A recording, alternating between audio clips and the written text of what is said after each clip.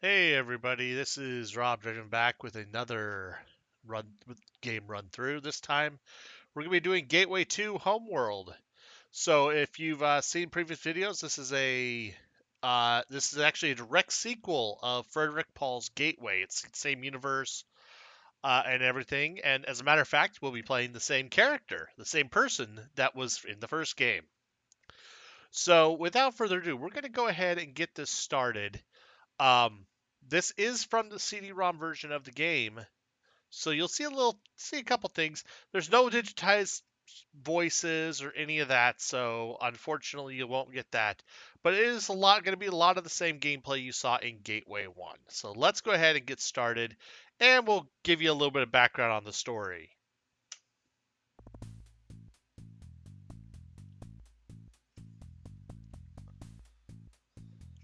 Legend.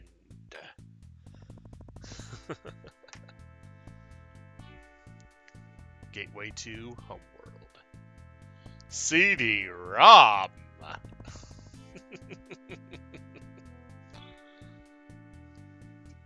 July 25th, 2112. Outpost Foxtrot 7, part of NASA's Deep Space Sensor Array, detects an anomaly with their equipment. Alarms go off and sleepy crewmen stumble to their duty stations. Scientists study sensor readouts with a sudden sense of urgency. Something is making a faster-than-light transit jump into Earth's solar system. Seconds later, an enormous object blinks out of Tau space just outside the orbit of Pluto. Poof! And there's the thing. The artifact is gigantic. It is more than 6 kilometers long and has a mass in excess of 3 million tons. That's a big ship. Congratulations, Spaceball 1 has just popped into orbit. Hope you get the reference there. We'll watch it kind of slowly go along.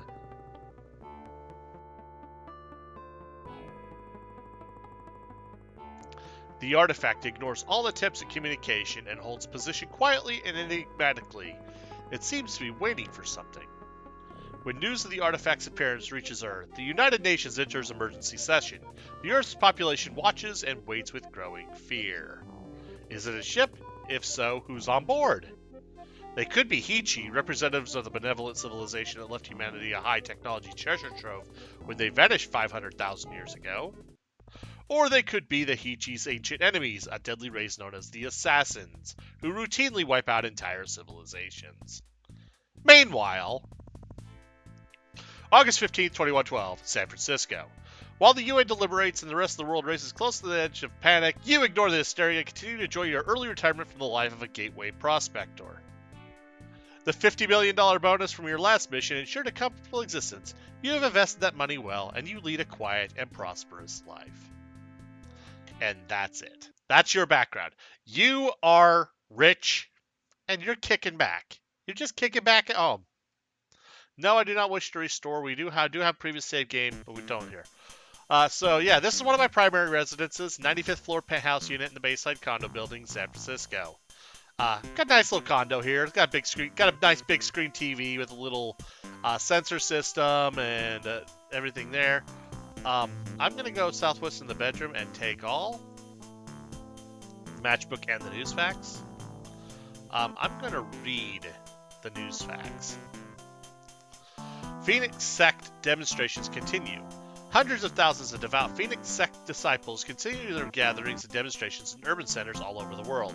Police watched carefully as the disciples celebrated the arrival of the artifact and the imminent liberation of the human race. The time is close at hand, said Amari Tengen, one of the sect faithful, in a crowd in Istanbul. The assassins are coming for us. We will be purified. Proof that idiots will dive into anything. UN emergency session drags on. The closed UN Security Council emergency session on the artifact is now in its 15th day. Details of what is being discussed are not known, although the president of the European Community, it's an EU analog, nice, made this short statement to SNN. I have no comment except to say that we continue to confirm with NASA ESA scientists, Gateway Corporation representatives, and other experts on possible courses of action. The FBI accuses the sect of causing Cetadine blast. The FBI has accused the Phoenix sect of causing the explosion at Cetadine headquarters that destroyed the top 30 floors of the building and killed 1,421 people. Cetadine was targeted after it refused to yield to extortion demands. There's a clear pattern of systematic blackmail, murder, and extortion, said FBI Branch Chief Gregory Gillette. The sect is clearly involved and continues to use these activities to supplement their other fundraising efforts. Hey, we've got terrorists. What else is new? FBI Branch Chief Gregory Gillette resigns under pressure. A tersely worded press release from the FBI announced the resignation of FBI Branch Chief Gregory Gillette. Sources inside the FBI say that the resignation is directly related to Gillette's investigation of the Phoenix sect. Gillette himself cannot be reached for comment. I guess it sounds like, they're terrorists, and then Gillette gets fired. Sounds like they got a terrorist in high place. Gateway Corporation expands role. The Gateway Corporation has taken over the NASA ESA manned space exploration program after intense lobbying of the UN. Santos Garcia, a media relations coordinator for the corporation, told SNN,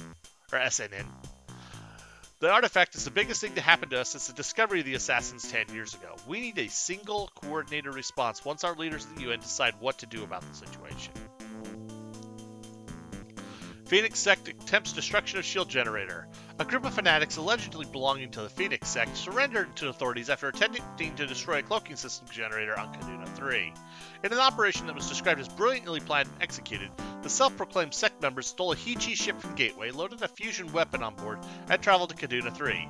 No damage was done to the generator, but the resulting explosion dug a crater nearly a kilometer deep. Good night! So, yeah, you get an idea about the Phoenix sect. They suck. Current analogs would be basically a space-time version of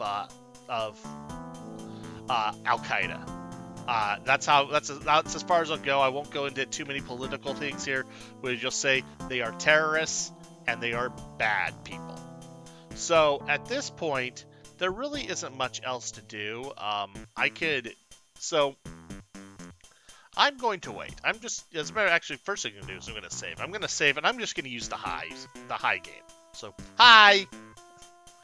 And so now that I've saved, now I'm going to do this. I'm going to go through the story normally and do the stuff, but I'm going to show you something if I do it after, or do something before. So I'll wait. We'll wait and see what happens. The speaker on the PV console in the living room emits a series of chimes that you recognize as a priority override signal. You walk over to the PV and wait for the message to come through. The underwater scene on the large screen blinks out and is replaced for a brief moment by the Pacific Data Services logo and the words, Priority Override, in flashing red. A female voice says, "Your regional PV carrier, Pacific Data Services, is interrupting your access to the net for an emergency communication as authorized under FCC Regulation 2315-81. Stand by for an important message." Then a new image fades in. A man behind a huge desk sitting in a majestic office in one of the 300-floor Needle Towers in New York. With a chill, you recognize that you've seen this man before. He is a very senior executive at Gateway Enterprises, the largest and most powerful corporation in history. You met him once before, on Gateway Station, when you were given the assignment that almost killed you.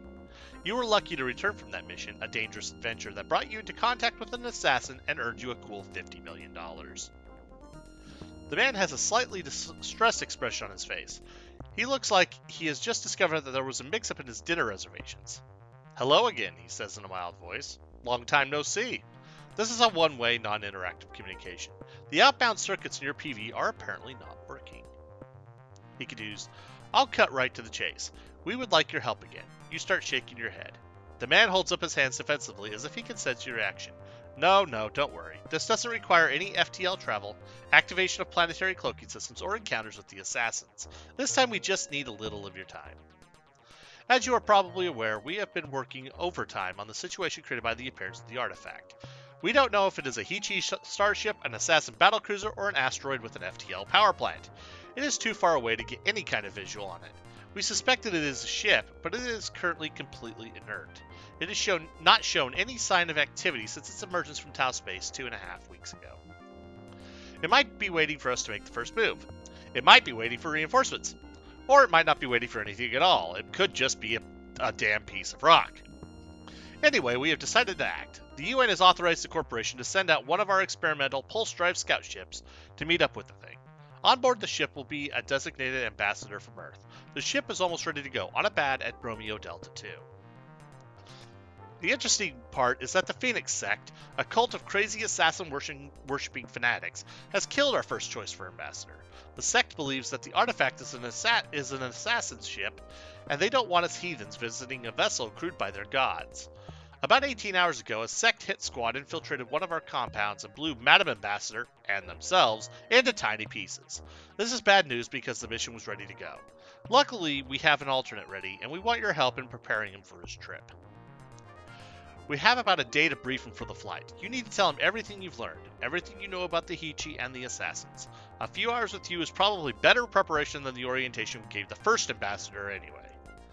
I have assumed, perhaps rashly, that you will help, that you can leave right now, and that you will perform this service for free. I know your motivation in helping us with that other problem was more altruistic than financial anyway, and I think you have more money than you know what to do with. An air car will be arriving on the roof of your building within a couple minutes to pick you up. Don't pack, this should only take a few hours. Thank you in advance for your help. The image of the executive disappears and the female voice says, your access to your PV has been restored. We apologize for the inconvenience. The fish reappear on the screen. Oh, great. Well, we've got this going on. We're going to wait. Time passes. Music change. The PV console in the living room chimes in again. The familiar female voice says, an individual who wishes to keep his identity confidential is urgently requesting an audio-only collect call. Because your outbound circuits are temporarily down, Pacific Data Services has decided to forward the call. A throaty whisper comes over the PV speaker. Please listen very carefully. You are in great danger. A sect hit squad is on its way to your location. An ECM team has already disabled the outbound circuits of your PV and frozen the building elevators. When the hit squad arrives, they will reactivate the elevators and use them to reach your floor. They have instructions to kill you. The only way out is for you is via the stairs. You must find a way to keep the elevators down and use the stairs to get to the roof. The hit squad could be there at any minute. You must hurry. Please heed this warning. I am an FBI agent operating undercover in a cell of the Phoenix sect. I am calling you on my own initiative. My request is to get official approval to warn you were denied. I don't know why. Either you are considered expendable or the Bureau has been penetrated. Anyway, good luck. We all owe you one. The speaker clicks and the female voice says, call terminated. Part 1, Escape. So, one thing to point out is that this part here. So we need to stop the elevators, and the only way to stop them really is to, come on, you don't ride an elevator if there's a fire. So you have a choice. You got to start a fire somewhere. Well, you know what? I'm going to put the news fax in the trash. Oh, I can't put it in the trash. Well then, put news fax in waste basket. Light match. Put match in waste basket. Let's burn the news. Oh, there's detective fire. Well, you know what? There's one other thing you can do. I'm going to do this through this because this is easier to do. Break this. You smash in the face of the control unit, which spouts in a tangled mess of wires. The mashed electronics emit a puff of blue smoke and a few desultory sparks. After a brief moment, a panic-sounding computer-generated voice begins speaking to the wall. Attention, homeowner. This is a Priority 1 alert. The smart building system has detected a fire emergency. Attention, homeowner. Priority 1. The smart building system has detected an earthquake measuring 99.99 on the Richter scale. Attention, Priority 1. The smart building system is registering a shortage of Heineken beer in the kitchen cooler. Attention, Priority 1. The smart building system has detected an oversupply of Chips Ahoy chocolate chip cookies in kitchen bin 7. The smart building... The voice joins on and on, reciting a litany of disasters, shortages, and oversupplies. It appears to you thoroughly and completely hose the smart building system. And then you go this way, and you don't want the elevator doors. So we'll go here, and you can do this. So I'm going to go back to before I got all of this stuff, before I got the call, everything. And what I'm gonna do, I think if you break the system and then light everything on fire,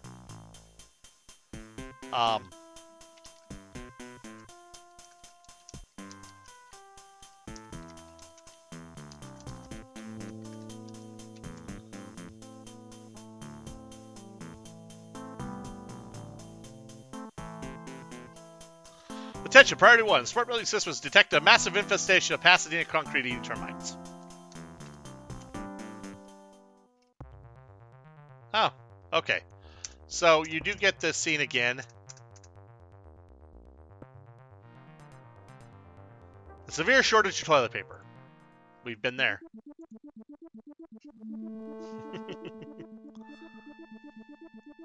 So you can actually light a fire, break this thing, and exit the building. Like, I didn't have to waste time lighting the match or anything, but you can actually do all of that before you get to the thing. Like before you ever get that call. So the aircar takes you south of San Francisco, following the Pacific coast. After a long ride at an altitude of 2,500 meters, the car begins a descent into a huge installation.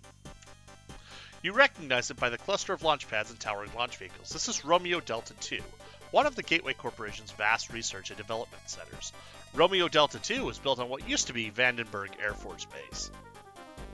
Romeo Delta II is enormous. Scattered over several square miles are CMF military outposts, labs, administration buildings, communications centers, and the launch facilities for the orbital transfer ships that do the hard work of lifting payloads to the waiting space stations. And we watch me fly in.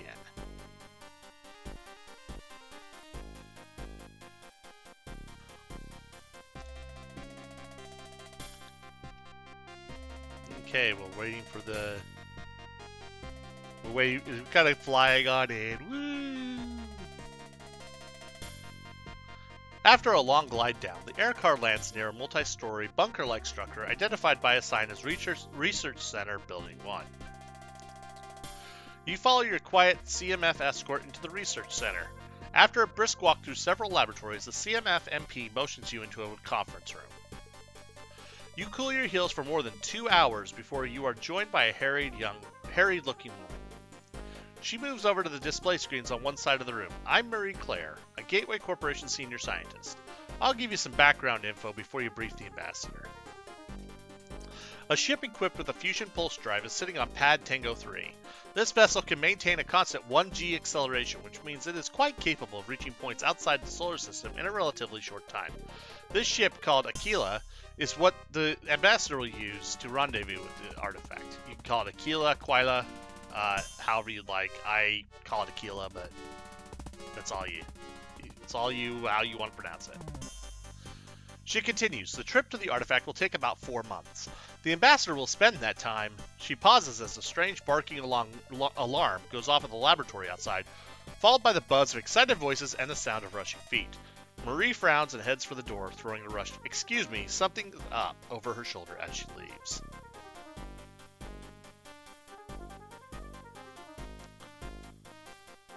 "20 minutes later, she's back. She looks terrified. She sits down across from you, her hands shaking. "I'll make this quick," she says in a distressed voice. "You came at a very bad time. This complex is under attack. We've been gassed. While you've been sitting in here, some kind of nerve agent has been released across Romeo Delta II. Almost everybody is dead. We have been incredibly lucky. This part of the lab building is a positive pressure facility, which means it is temporarily resistant to gas. We don't have much longer, though. At some point, the gas will seep into the building. I think the attackers are Phoenix Sect. We know they want the Aquila ship. They want to get to the artifact before anybody else, and the Aquila probe ship is the only human-built vessel capable in reaching points outside the solar system in under a year. We have to keep that ship out of the hands of the Sect. There's an auto-launch program on the mission control computer that will fuel the ship, activate the onboard autopilot, and trigger a liftoff. If the probe ship is launched in this fashion, it will fly to the artifact on autopilot. The alternative is to destroy the ship so that the Sect can't use it. An auto-launch is better. Marie writes something on a piece of paper. The auto-launch authentication is... The door to the conference room bursts open. A figure dressed all in black and wearing a gas mask appears just inside the room. He is holding a radio and a gun. The gun snarls and flashes brightly. Marie is thrown out of her chair as she is struck by a cloud of shield flechettes. The attacker runs into the room and his gun swivels to cover you. The man's finger tightens on the trigger, then pauses. He lowers the gun slightly and speaks into his radio in a harsh, clipped voice. "Looking Glass, this is Mock Turtle. Building 1 in Wonderland, Sector 1 is secure. I'm the only survivor of my squad, but all of the Charlie Mikes are down, and all civvies are down except for one. The last civvy is the guy the hit team was supposed to plug in Frisco. What to do with him? Radio crackles. Looking Glass and Mock Turtle. Waste the civvy and then sit tight. Good work. Sorry about your man. The terrorist looks back at you and raises the gun.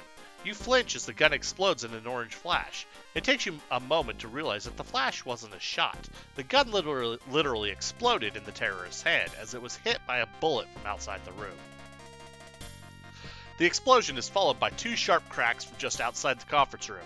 The black-suited attacker is spun around by the impact of high-velocity slugs and drops to the floor on top of Murray, his radio dropping to the floor nearby.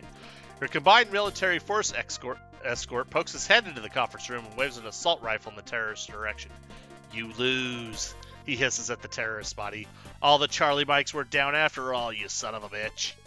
He looks at you. Hey, buddy, it's a damn war zone out there. You better sit tight in here. The soldier runs off. And now I'm in here, and there's all this stuff. The dead terrorist wearing a gas mask, utility belt. We got a hand grenade. The table's got a slip of paper, and we got a dead terrorist, dead scientist. I'm gonna take all.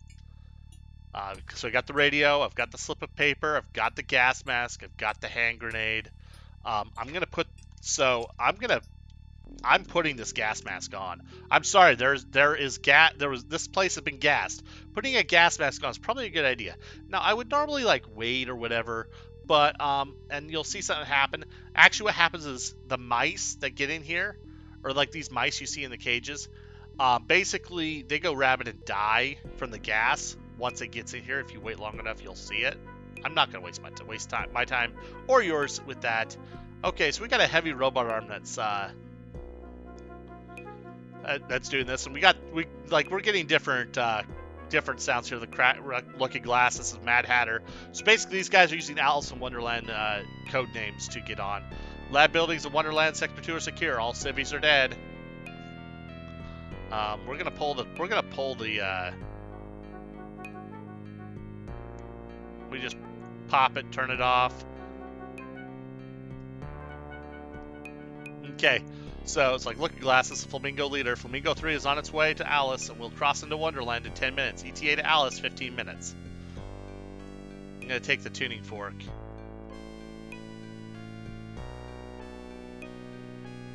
Yeah. And then basically these are all planes that, they're talking about planes going in. So we're just going to go in here. We're going to wait. So we're actually at a maglev, so magnetic levitation. So yeah, it's hence the name maglev. It's used for ferrying people. So we're gonna wait. Looking Glass, march here.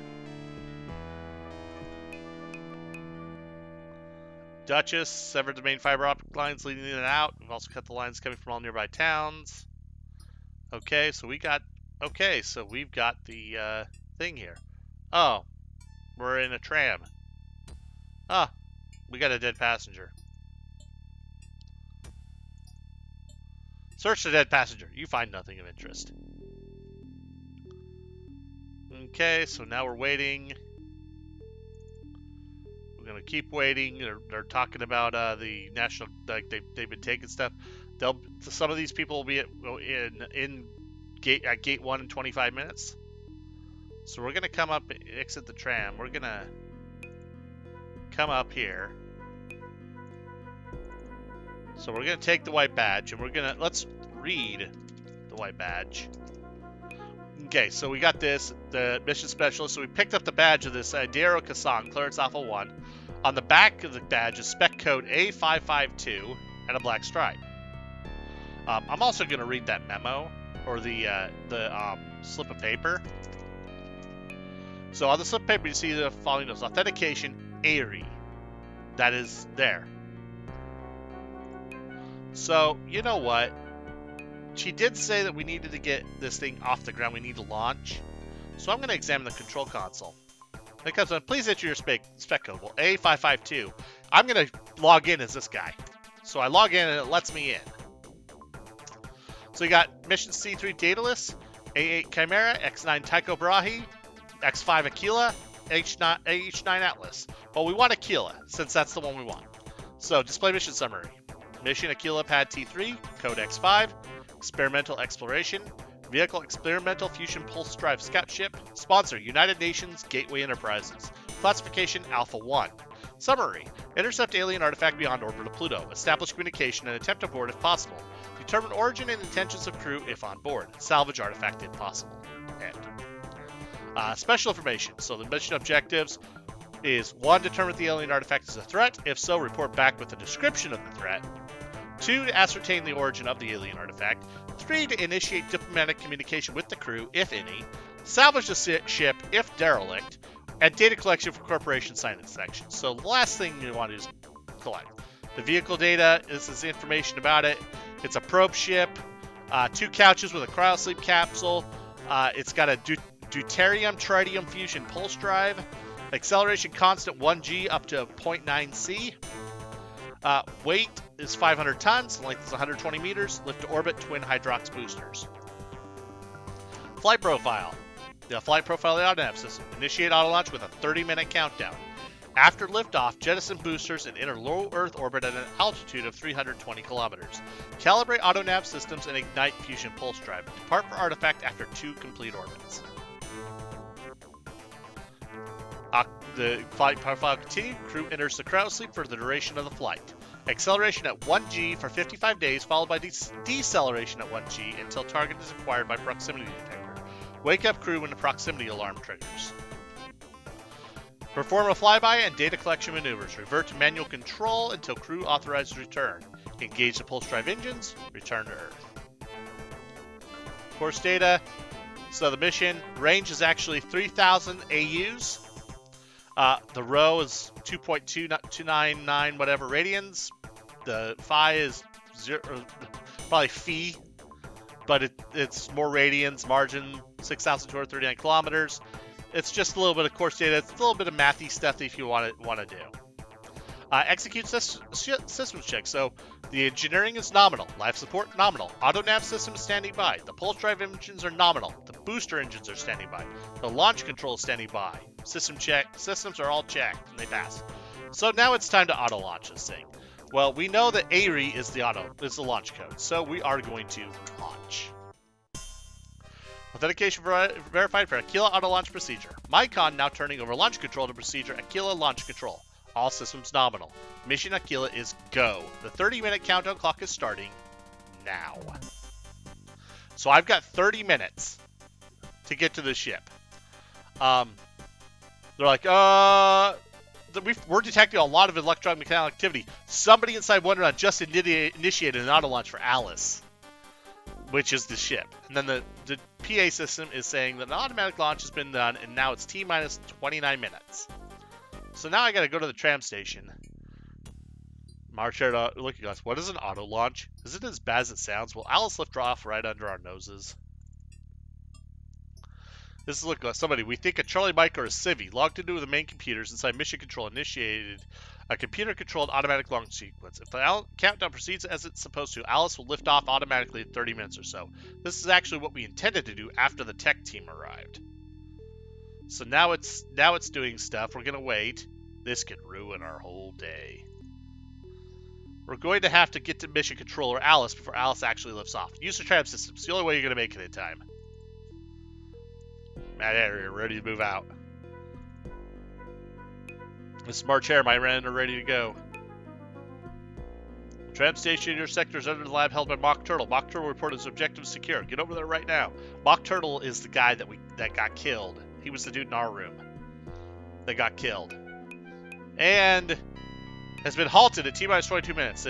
Detect a fault in the automatic fuel transfer mechanism during the transfer of liquid oxygen to Booster 2. So we're holding. So we're waiting. I'm worried about the time factor. The tram station is in their lab building 1. It's quite a hop over there. So the tram will be here in 1 minute. So I'm going to go in. I'm going to get in the tram. The next stop is the rocket. So we're doing this. It hurdles along the track. You know what? What I'm going to do, I'm going to wait. I'm going to get out.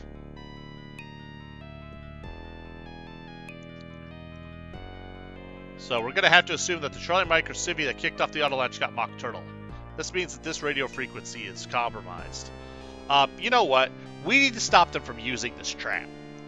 And so what we're going to do is we're going to pull the pin pull the grenade pin.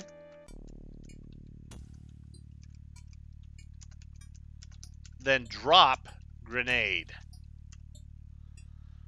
I pull there, give it a firm yank. I now have 4 minutes before the grenade detonates the force equivalent TNT. Looking glass here. All units, listen up. Those with multiple frequency radios, go to frequency hotel on my mark. Mad Hatter and March Hare, you have crippled field radios. You will maintain radio silence until you have reached Alice. I will give you instructions on how to kill the auto launch process at that point. Looking glass out. Mark. And then all that. So I drop there. And then the radio goes, "Hey, Charlie Mike, or are you a civvy? You listening on our radio? If you are, listen closely. You're a dead man. We'll be seeing you real soon now." So I'm going to go up. And we're in here. We got 2 minutes till that grenade goes off, but it's down there. It's down there, not on me. So what I'm going to do is I'm actually just going to... So what's going on is it's the sensor to boot to number 2. I'm going to take the yellow sensor, and I'm... Okay, so I detach the blue fuel flow sensor unit, and then you hear this. Liquid oxygen level means below operational limits. I hear a distant rumble as a grenade detonates down far below. So I've literally just blown the tram. I just blew up the thing at the launch pad, and that shuts down the whole tram system. So let's put the blue sensor on the yellow pipe, and put the yellow sensor on the blue pipe. Look, glass of March Hare. Confirmed tram system unusable. Pull the lever online. A few moments later, you hear the throbbing of the fuel pumps. They draw liquid oxygen from huge underground storage tanks, forcing the probe ship booster. The fueling procedure is complete after several seconds. Radio cracks. March Hare. Look, Gus. Yep, the tram is Tango uniform. It isn't working. It's down. We're hosed.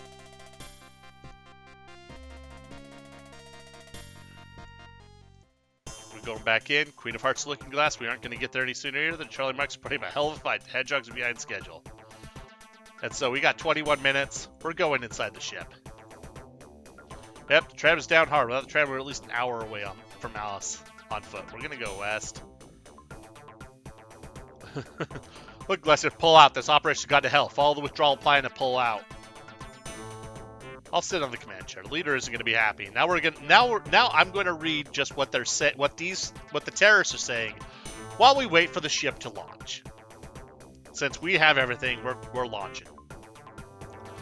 Looking glass all units. The code is Bravo Oscar. I repeat, the code is Bravo Oscar. We're pulling out. Follow the plan and keep it orderly. Looking glass, the Griffin leader. Blow Alice off the face of the earth. I repeat, take out that damn rocket. In fact, blow the rest of your ordnance on the launch complex. Go for maximum effect. At least we can do some damage here. Griffin leader here on our way. We'll rock and roll. March Hare here. Moving out.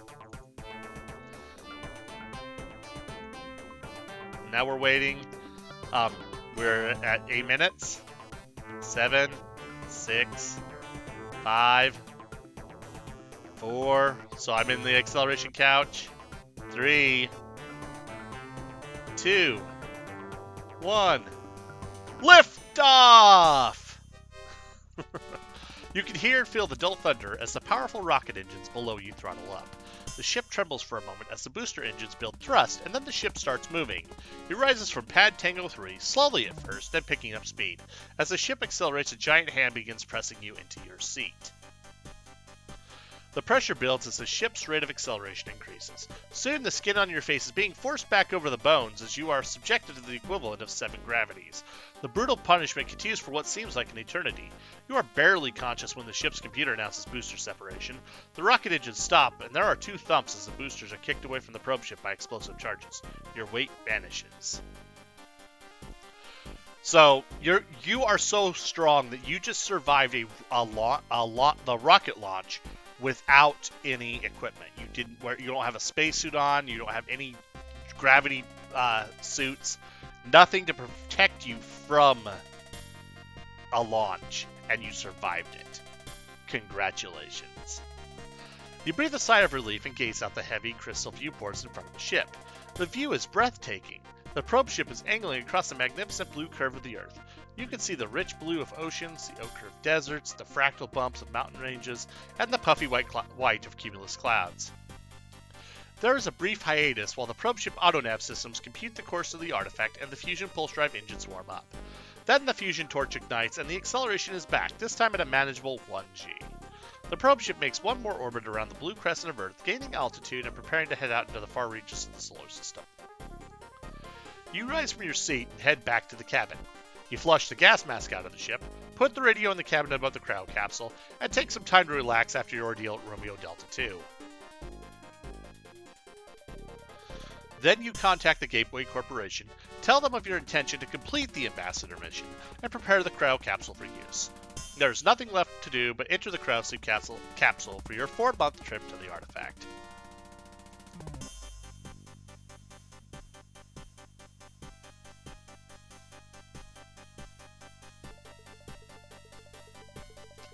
You climb into the cold, high-tech coffin and drift off into an uneasy slumber. The slumber turns into the deep trance of cryosleep, a state that is one small step above death. While you sleep, the probe ship rides a radiant blue plume of starfire.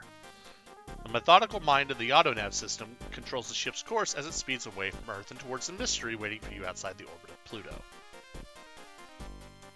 So, just so you know, if I switch something and I cut for a moment, it's just me getting a drink since I am trying to do all of this at one time. Like, this is kind of a single section, like a single.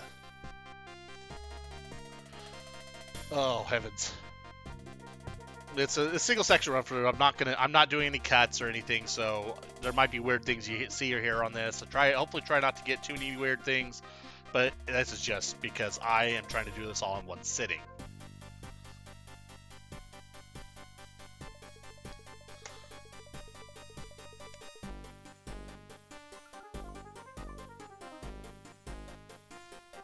Okay. I'll hit this, and hey, your ship is...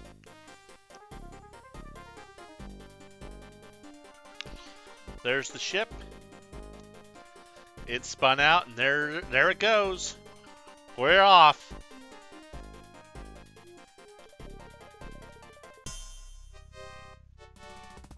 And now we are going.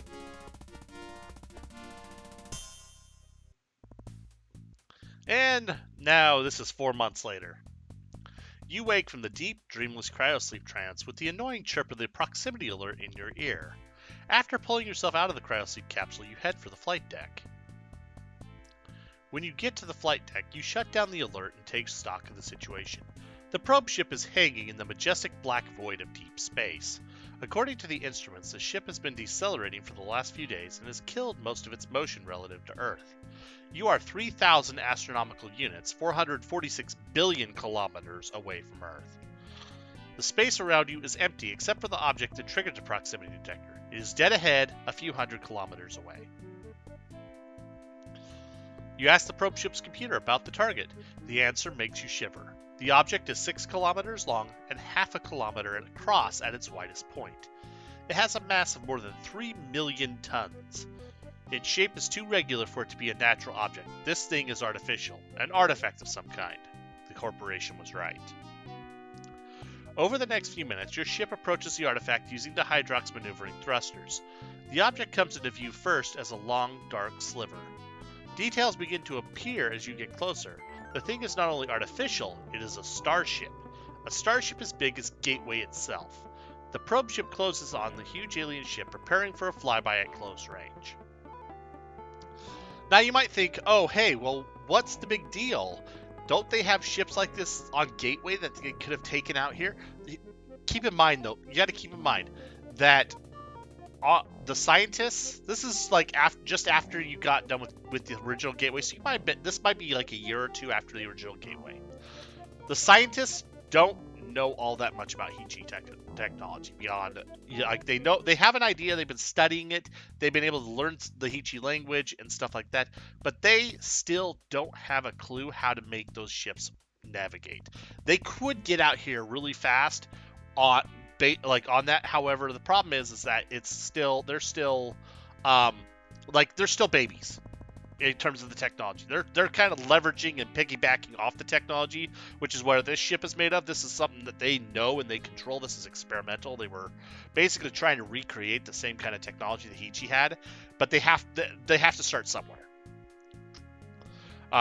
They can only, and so because they can't redirect the ships on Gateway properly, they don't even try. So now we have this.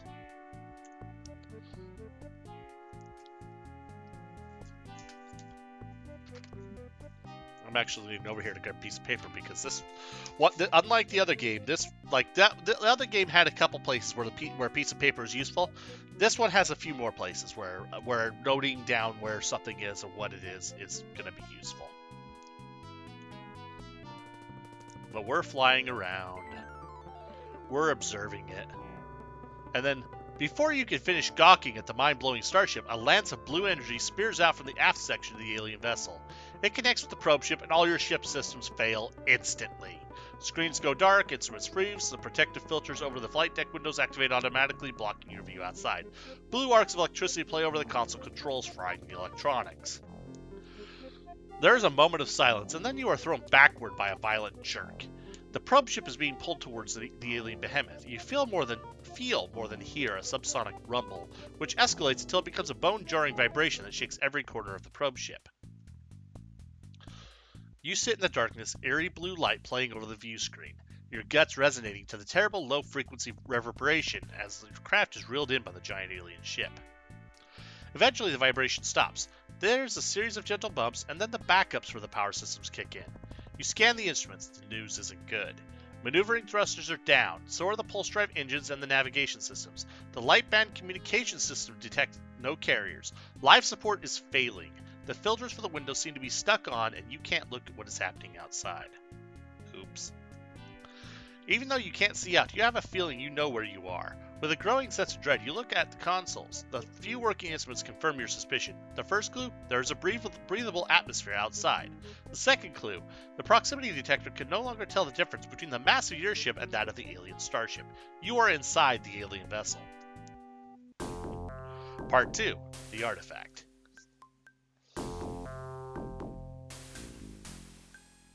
Okay, so we're going to open the cabinet here, and we're going to take off. And then we're going to open the whole door because we can. Now we're going to leave, and hey, we're here. Okay, we're going to push a button to go through. Okay, so we're going to walk through. So what I'm going to do here is I'm actually going to save this. Because there actually is I won't say it's a secret. It's more of just, I think it's a glitch. But first thing I'm going to do is I'm actually going to examine the hypo unit. Because I've got it set to, okay, so I've got insulin, no CCs with 5 CCs remaining. We're going to turn the green dial to 5, which is 1 CC, which is the maximum. That is the maximum dose I can do this. And then we're going to turn the blue dial. I'm going to actually, I think it's to 3. Antibiotic. Okay, I'm going to save again. Because basically, so let's go up. And we're going to find a woman who is beat up. She's in a corporation uniform, but she's in big trouble. I'm trying to remember. I think I'm going to put the, so actually, really quick, we're going to flip the, hypo toggle to, pull, and we pull out the needle. It's like, so basically we have a hypodermic unit that allows me to switch drugs based on a dial. We're gonna put the auto dock. I don't know why we know it's Diana, but we're gonna read the readout. So she's got a pulse of 139. She's got a high fever, 105.6, which is a lot. Blood pressure is 170 over 130. She's got a toxin present that's unknown organic, possibly venom. Toxin level 84.1% of fatal dose. So OF fatal dose. And white cell count is very high, which means that there's infection present. So we're going to put the hypo on Diana. So before you eject this woman you've never seen before, you take a look at the name tag and read from her. Her name is Diana Tolson. So we press the hypo and we'll wait. And the auto dock in the white blood cell. So we'll do temperature readings 103.6. We're going to turn the blue dial to 4. So now on antitoxin. So the auto dock beeps and display flickers as the temperature reading declines and the white cell count falls. New temperature reading is 101.7.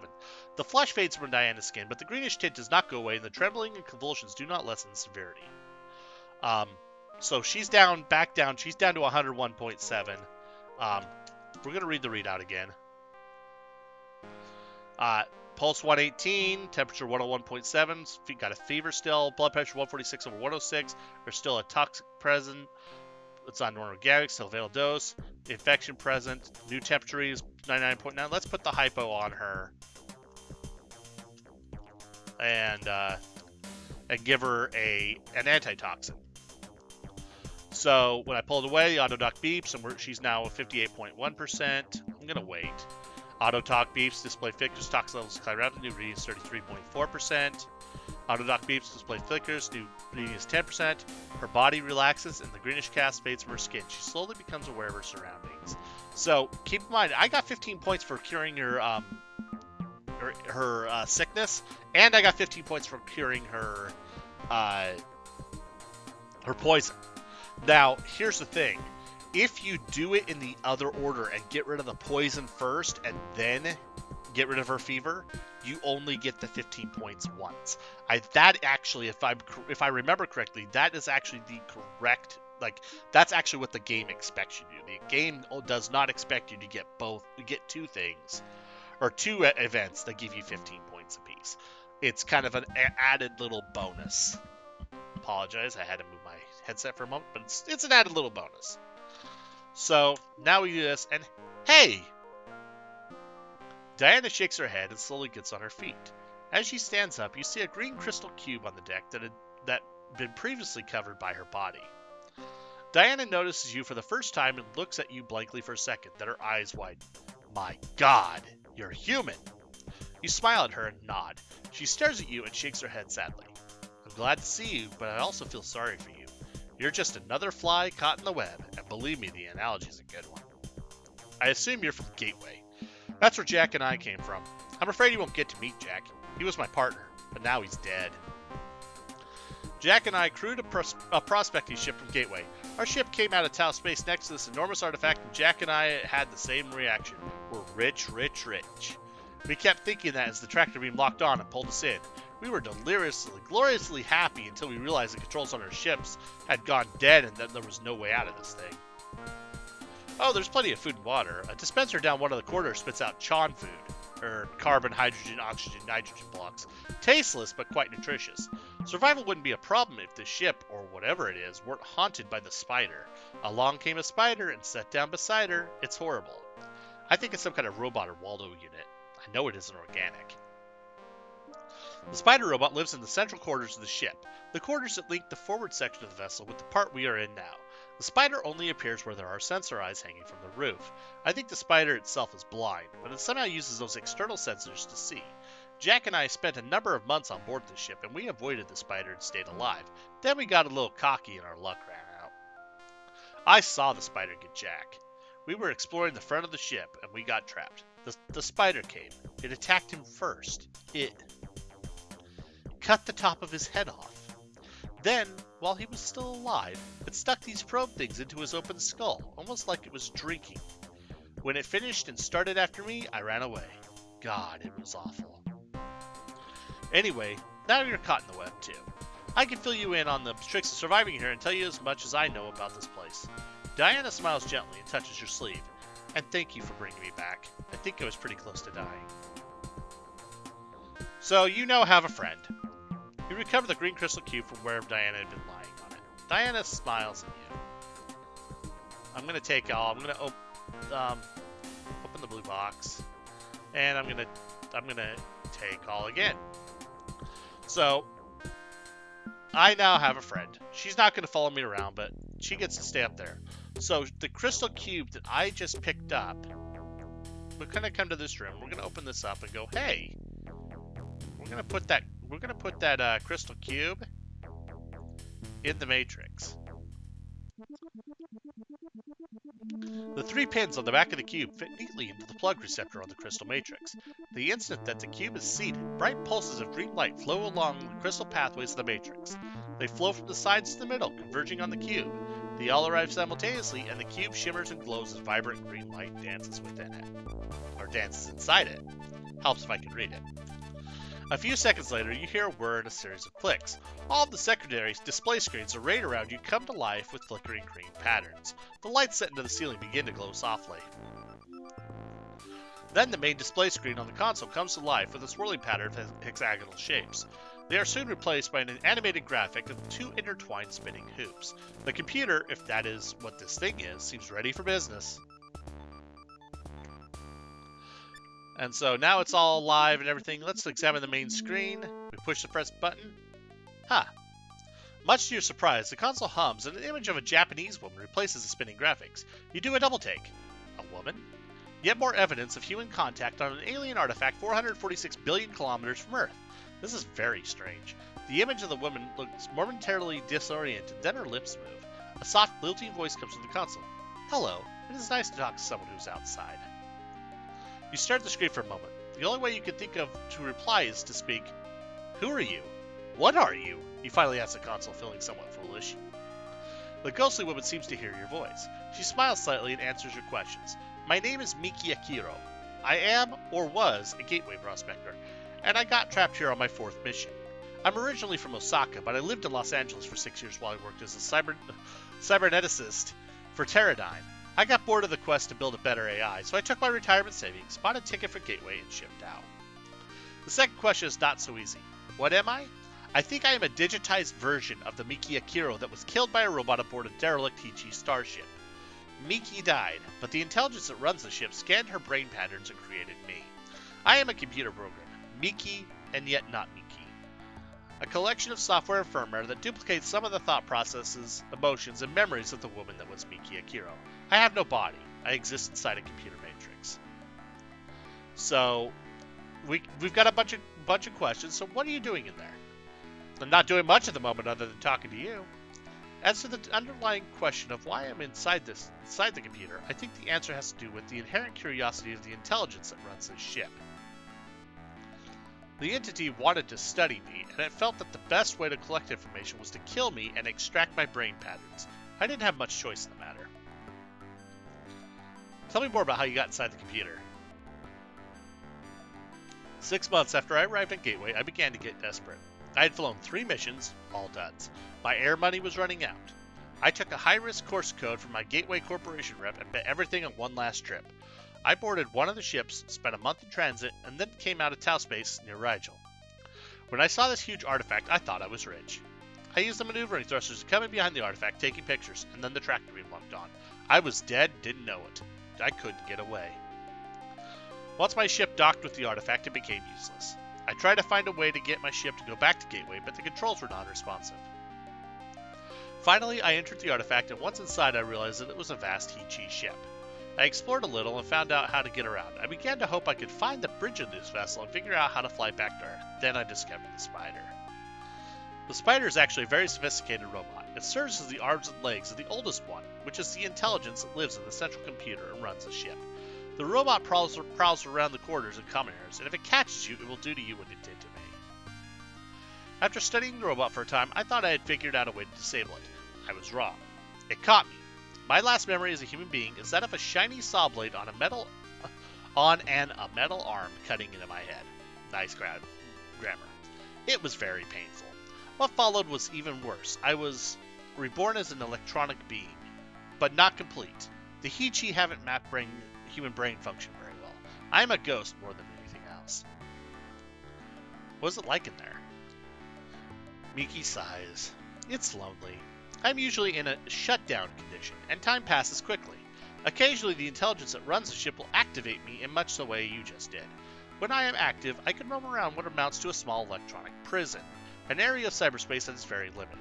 You are the first person that I've talked to since I was transferred in here. For the most part, I'm either inactive or left alone with my thoughts. Tell me how to get off this damn ship. Miki responds eagerly. I think your best bet is to fly this vessel back to Earth. You need to defeat the intelligence that runs the ship, reach the control center in the forward section, and program the navigational systems with the course code for Earth orbit. I have developed a plan for doing this, and I believe I have succeeded in shielding my plan from the entity that lives in the computer. During the times the ship's computer keeps me activated, I have been able to learn a fair amount about the ship. The navigation systems that control the star drive engines are located all the way forward, beyond the science sections and labs in the midsection of the ship. Near the ship's control center is the main computer room, a redundant array of 4 massive computer systems. You need to get to the forward part of the ship and shut down the elements of the computer system that are home to the intelligence that runs the ship.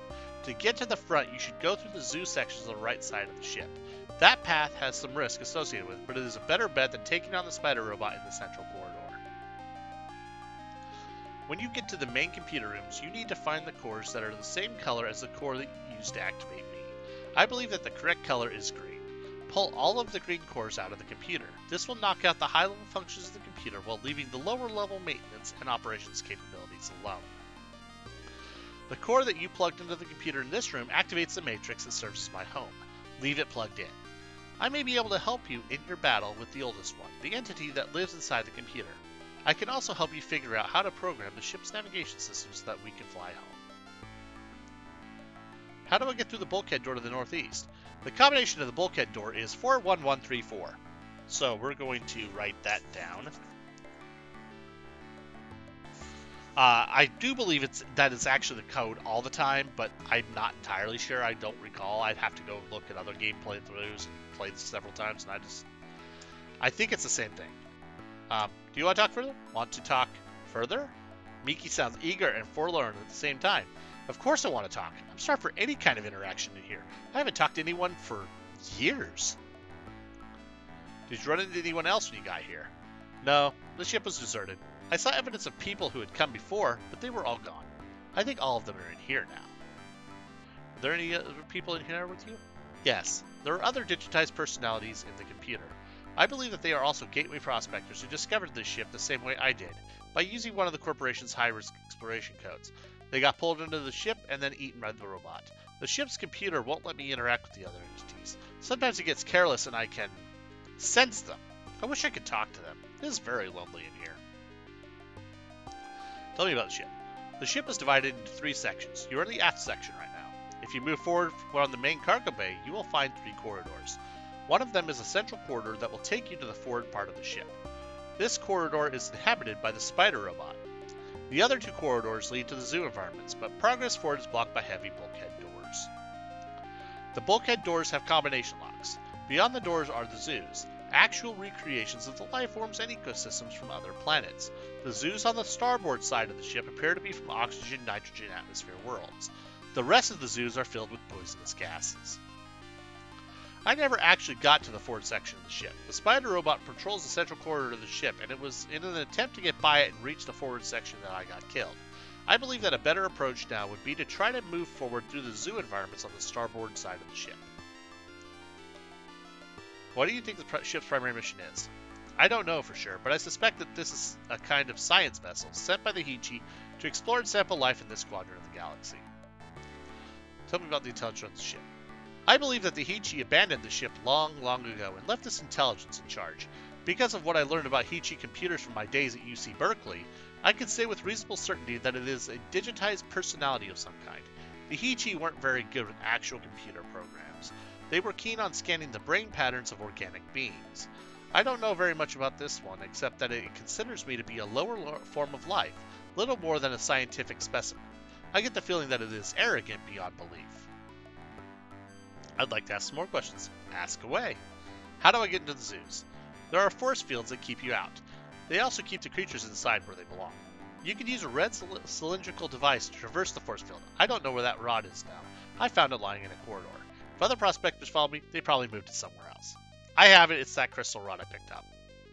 How do I get through the verse zoo? I don't know. That's up to you. I have to go now. Goodbye, Miki. Goodbye. click. So these other buttons, I'm gonna just kind of click through. And we're like, so you can click on them, and there'll be, you go in and click on them.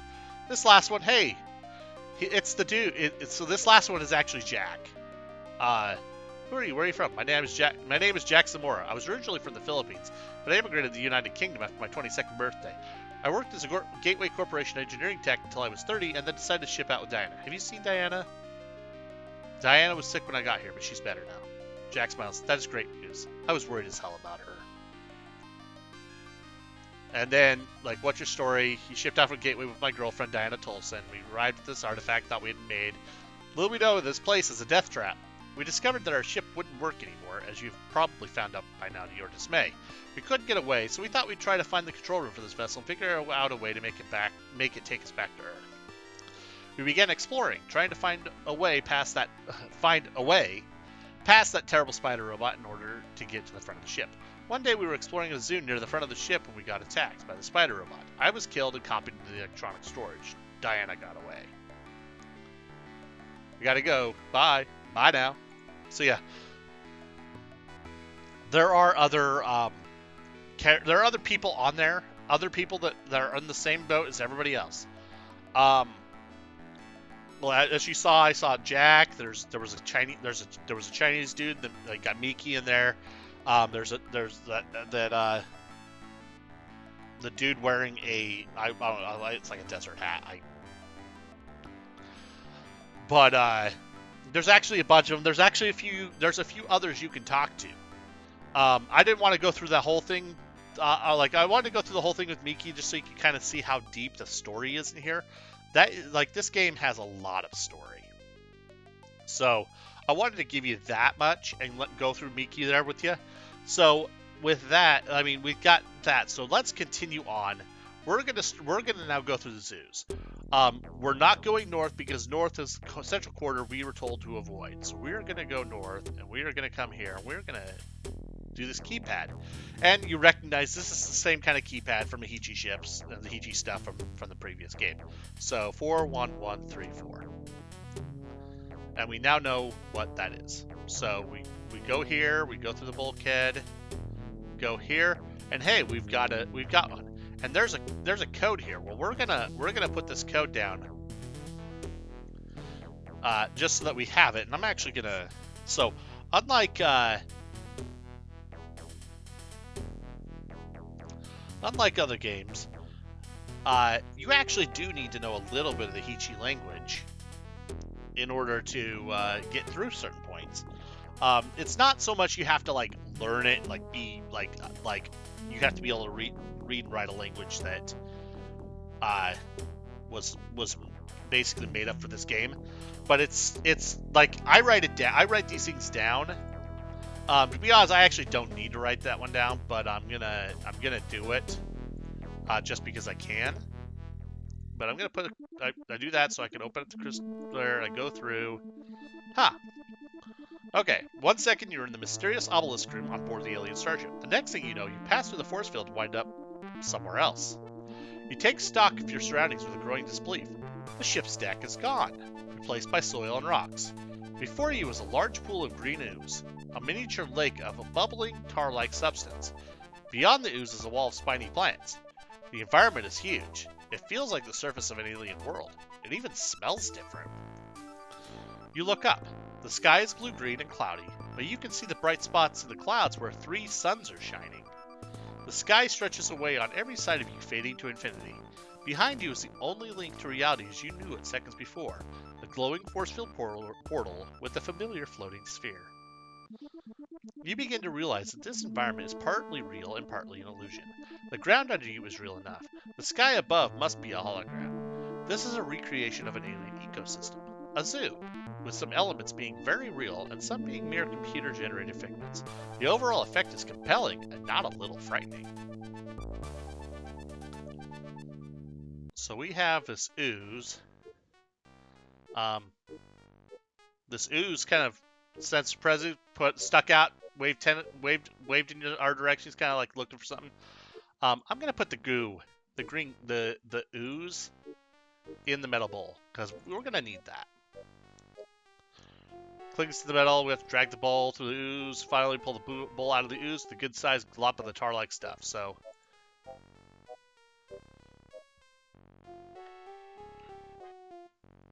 okay. So basically, what happens is the blob senses us, moves up, comes up onto us to kind of like try to figure out where we're at, and then it looks for something because it can't find it. It drops off and back on the ooze. Well, we're gonna go north. We can't go south anymore. But you know, we're gonna take a spiny plant. We need that twig because we're gonna go back. And the ooze comes and sees us. It extends, and it's now eating the plant. And while it's still eating, it's doing this. Well, I'm gonna jump across, and like I'm like, should I even do this because I got the blobber after me? Well, I do it and barely make it. Okay, so the blob searches my body for more of the plants. Can't find anything, and then so it comes off, and then it hits around and goes, wait a second. Wait a second. I sense food. And as soon as it finds out where it's at, it starts eating. So it spreads itself thinly across several of the spiny stalks, grows exponentially. It becomes blobness. So the blob chooses an entrance to the thicket. Blob reaches some internal limit, withdraws. And we now have a full happy blob. And we have a way through. Oh shoot, we just got these dinosaurs and they're not happy. Well, we're gonna climb this tree. Because we need to this.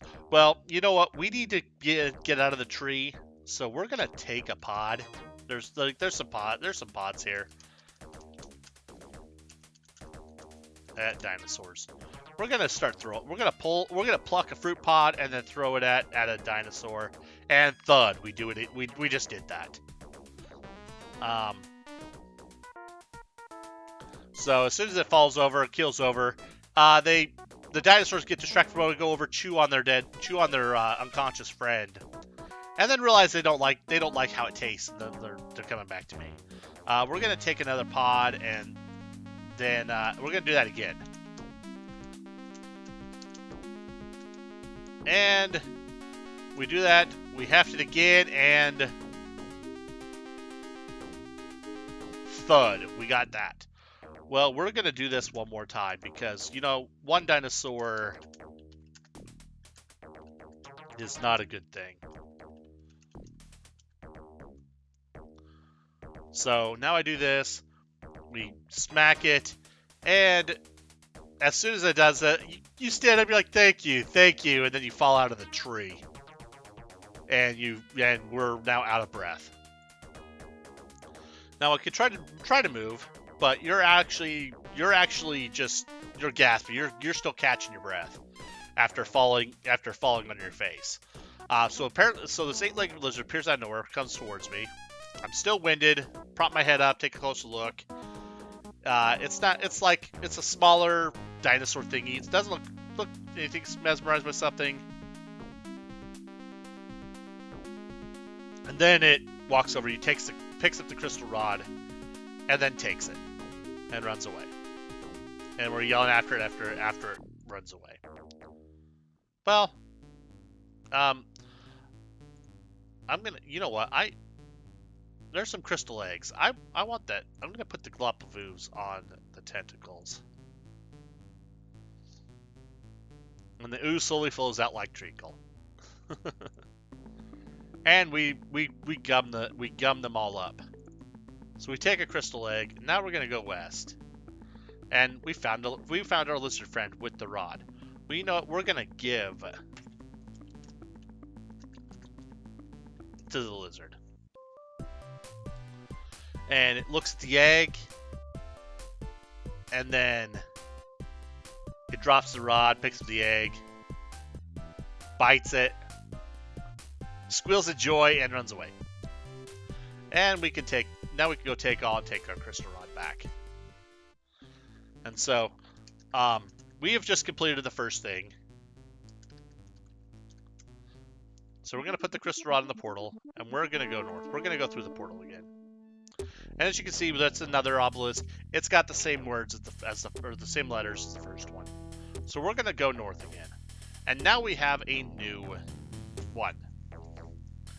So I'm going to write this one down as well because it might be useful. Just like the other one. I mean, I told you what that first one wouldn't be. One of these will be useful. I can tell you that right now. I won't tell you which one quite yet. I'm pretty sure you'll know.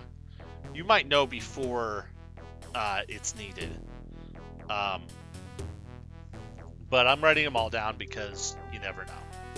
So we're gonna put the rod on the portal.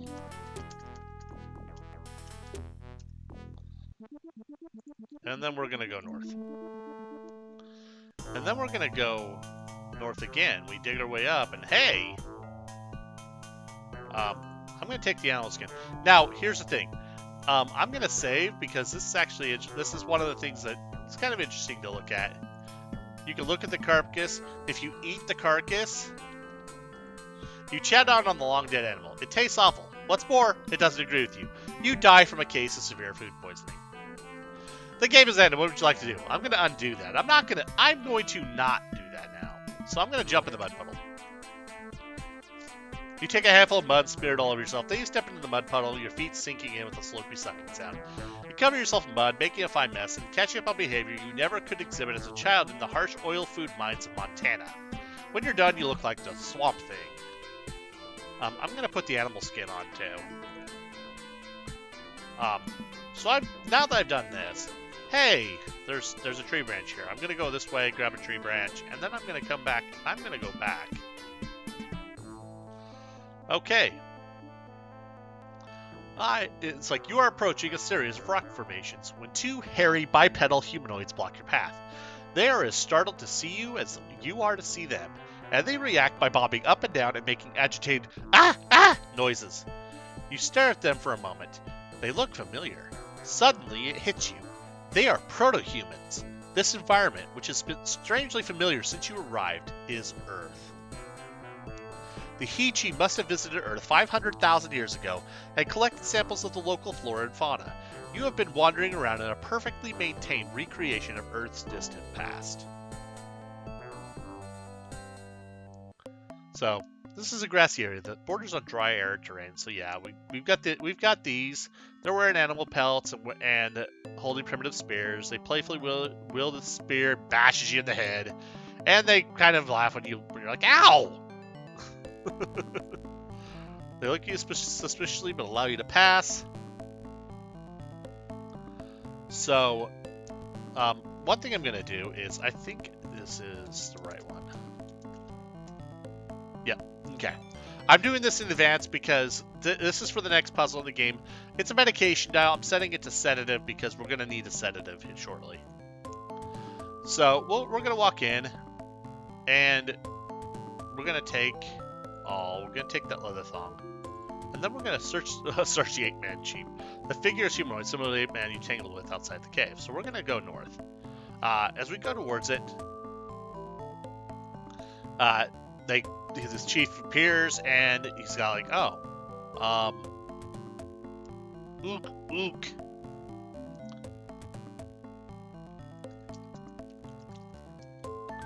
So we're going to show him this rod. We're going to show him our crystal rod. So he looks down, police, he growls softly, ends in question mark, then leads to it, pulls out his crystal sphere and compares to the rod. So the rod is actually kind of like glowing and got little cloudy patterns of red light, and the sphere is dull and dark. Then he looks at you, he's like, ooh, you're challenging me. Okay, I kind of want to help you. So in a moment, Chief looks up at you with mixture of interest and fear while he ponders his next move. After a few moments, he reaches into his animal skin and takes out a pouch from which he withdraws a pinch of powder. The chief throws the powder on the fire, which hisses, spits, and burns brightly for a moment. The 8-man looks back at you with a satisfied expression, gestures to the fire, and settles back. So he's all like, haha, I'm Big Chief Man. I can make fire spit. Well, I'm gonna throw this vial I've been carrying in the fire. The vial breaks an impact, and a spectacular ball of blue flame leaps into the air. The chief jumps backward in an amazed grunt. As the fire returns to normal, he looks at you with respect and fear. Then he seems to reach some decision, and he grabs your arm with one of his large hairy hands. You struggle briefly, but the chief has a grip like steel. So, just for the record, the vial you threw in there was alcohol. The isopropyl alcohol, the stuff you put on your wounds to sterilize them. And so, he's like, I got a powder, it makes the fire go, and then you throw a vial of alcohol in it that makes it explode, and then goes, oh, you are better than me. I'm gonna beat you yet. The chief lopes out to the entrance of the cave, dragging you along as he goes. Once outside, he bellows to the 8 men standing guard into the rock formations. They come running, and after a brief conference of hoots, growls, and other incomprehensible sounds, the 8 men gather up some extra spears, and the 4 of you head off to the west. After several minutes of trotting at a fast pace, your arm hurting from where the chief maintains his relentless grip, you arrive near the bank of a river. The chief releases your arm, then motions you forward. You walk toward the river with some measure of curiosity. You hear a savage roar at the same time that you see the 2 saber-toothed tigers sitting on the riverbank. You let out an involuntary yelp and move back at a brisk pace. The chief and the other 8 men seem quite amused by your reaction. They hoot and make ah noises as they point at you. After a few moments of mirth, they seem to decide that the time for levity has passed. The mood turns serious. One of the 8 men holds up the collection of spears, counts out 3, drops the rest, and turns to the chief. The chief gravely accepts one of the 3 spears offered to him. He hefts the spear, assumes a throwing stance, and sights on one of the tigers. He releases the spear with a deep grunt and watches as it nicks the shoulder of one of the tigers. Both tigers become extremely pissed off, and turn to face you and the group of 8 men with a great deal of snarling and growling. A second spear is handed to the chief. He once again aims at the tigers and hurls a spear. This time the throw is a clean miss, the spear digging out a clump of earth to one side of the intended target. The 8 men chatter excitedly as the chief takes the last spear. The chief seems to meditate for a moment before holding the spear up and preparing to throw. He is almost ready when one of the tigers suddenly rushes towards him. You and the other 8 men start racing backwards, but the chief holds his ground and throws his last spear as the tiger bounds toward him. The chief's aim is true. The spear finds its target and rolls the tiger on its back. The tiger thrashes wildly, its death throes kicking up dust and clods of earth. Finally, after a few last twitches, the tiger is still. The chief howls in triumph, and the other 8 men hoot and cheer. Now it is your turn. One of the 8 men counts out 3 spears and hands you one of them. You have the spear. It is much heavier than you had originally thought. It is heavy enough that you wonder if you can even reach the remaining tiger with it, much less do any damage. Well, remember when I said that hypo unit was going to be better? Well, I'm going to put the hypo unit and the sedative up.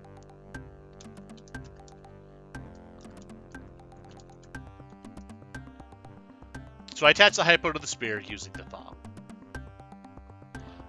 And then I'm just going to throw the spear. Happy music! The spear hits the flank of the remaining tiger with just enough force to break the skin, and then falls to the ground beside the angry animal. The hypo releases a maximum dose of sedative on impact, however, and the tiger feels effects within seconds. The beast shakes its head groggily. It looks puzzled as it turns its head and watches its hindquarters sag and then collapse. The tiger seems even more bewildered as its front legs give out next. Finally, the tiger's eyes close, its head flops over, and it sinks into a deep, drug-induced sleep. So yes, we just gave the kitty the knockout juice. We gave him sleepy juice. The chief and the other 8 men stare at the tiger in stunned silence, obviously impressed with your performance. They seem especially amazed that you knocked the tiger flat without even visibly wounding it. The chief grunts, bows his head in your direction, and then looks at you with respect. His self-assurance is shaken, and his face is filled with uncertainty. The chief slowly removes his bone necklace. He holds it up to the other 8 men and begins a monologue in a quiet voice. They stare at the necklace, riveted by the ceremony that is now underway. The chief finishes his speech and looks at the necklace. His face is both dignified and sad at the same time. He presents the necklace to you with a somber, formal gesture. You take the necklace, and the 8 men bow submissively to you.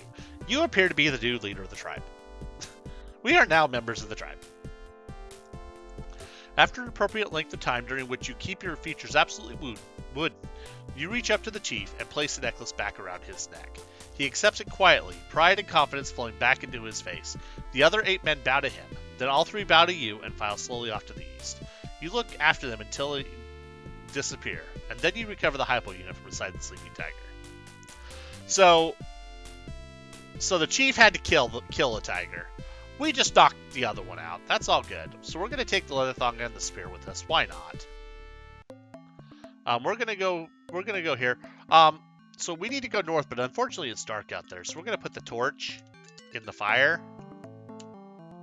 Or actually, it's not the torch. It's a stick. It's a branch in fire. And so I create a crude but serviceable torch. It's not much of one, but it's enough to get me moving. Hey, there's cave paintings. So we're gonna keep going this way, and then we're gonna put the rod on the portal. And so we've done this. We're back in the obelisk room. We're on the other side. So we've just passed through the Earth Zoo. We've passed through the other zoo. Hey, we're in a strange room. Well, I'm going to take this container and open it because, unbeknownst to you, but notes to me, that container is going to be very useful. So we're gonna continue on. We have another room and another obelisk, and so we're gonna sit here and we're gonna write down this password or whatever. It's so little hint as to what these are for. This is actually a course code telling you where they got it. If you wanted to go to this place, you could, if you entered this course code. Give me a second, I'm gonna get some water here.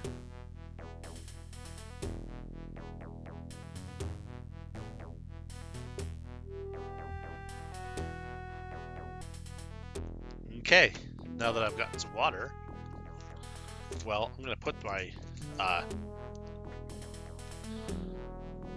so we're gonna put the rod on the portal,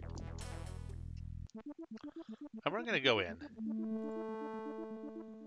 Okay, we're gonna actually set this dial to 4 again. Oh, set blue dial to 4. Antitoxin. The reason for that is going to be evident in just a moment. I'm going to go north. We go through, and we're in a metal trough that's got some green goo, and there's a bunch of insect-like creatures. They start crawling all over me, and I start getting stung, and I'm starting to feel sick. Yeah, that's poison. So we're going to put the hypo on me. And then antitoxin does that.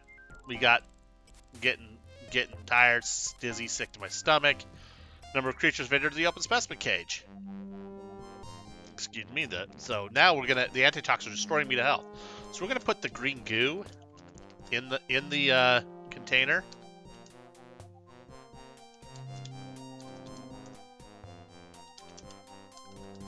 Take the green goo. Yeah, let's put green goo in container. Put hypo on me. Got to do that again. Close container. So I've got a few of those creatures, and I've got this, and so I'm gonna actually put the rod on the portal again. So unlike the other ones, I actually have to leave this zoo in order to continue the quest. So I can't get through those things. I will die before I get through those things because of their poison. So it's time to do a little bit of genetic engineering.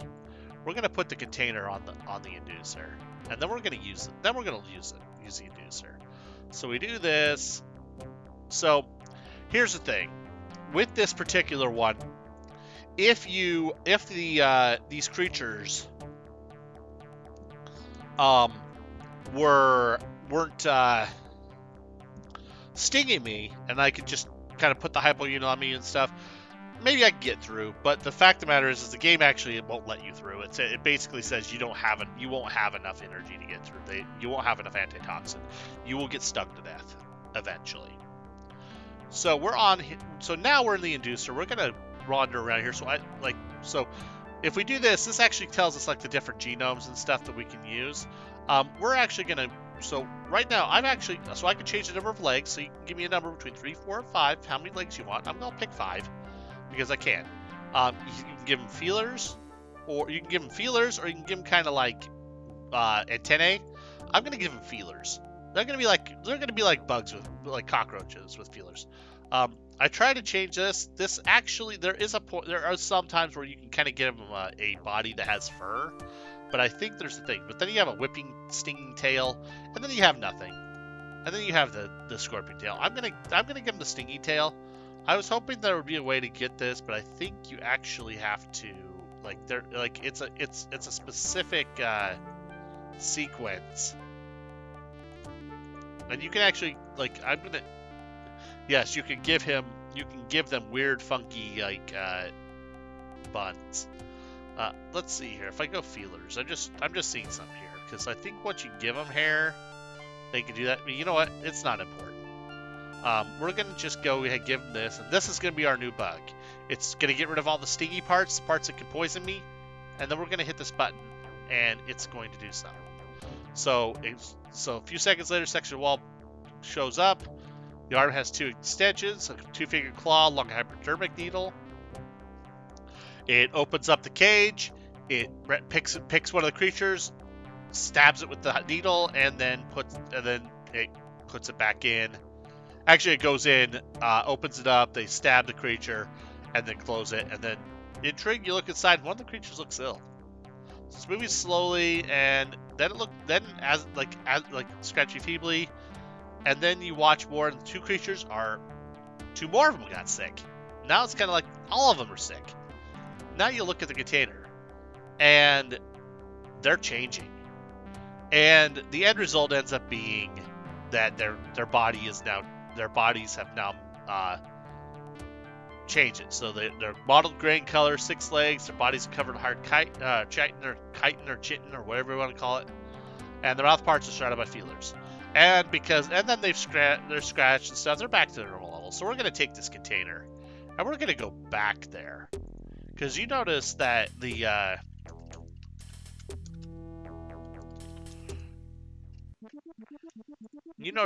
portal, or the thing that changed them spread like a disease. So we're gonna do this, and then we're gonna open the container. And so as soon as we open the container, everything that's in there runs like mad. And this is engineering a fast-spreading airborne virus. Now we're gonna put the hypo unit on me because I do not want to get this. I've got antitoxin. I'm getting stabbed. They're stinging you if their heart's entered into it, all that stuff. I'm just gonna wait until it's done. So now we got stubborn minority that keep attacking me, and they're just doing it. They're just stinging you because they want to. We wait, and now they are harmless. They swarm, but they can't hurt me. So no more poison. And I go up, and as I'm traveling, I actually have to leave the specimen cage behind. It won't let me stick around or keep it because it's just we have to abandon it. So we get to the next portal, and we've put the rod on the portal, and we're gonna go on through. So we have now made it. Now, normally we had like a northwest or a north way. Well, now we've got a northeast.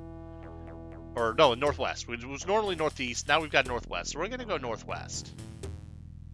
Uh-oh, we've got an ice dock. Remember, the corridors of the eyes are where that spider comes from. So we're gonna push this button on the door. We have a spider. I'm gonna go west. There's a gun, but I need to take it. Well, I'm gonna turn this key. I'm gonna take the gun.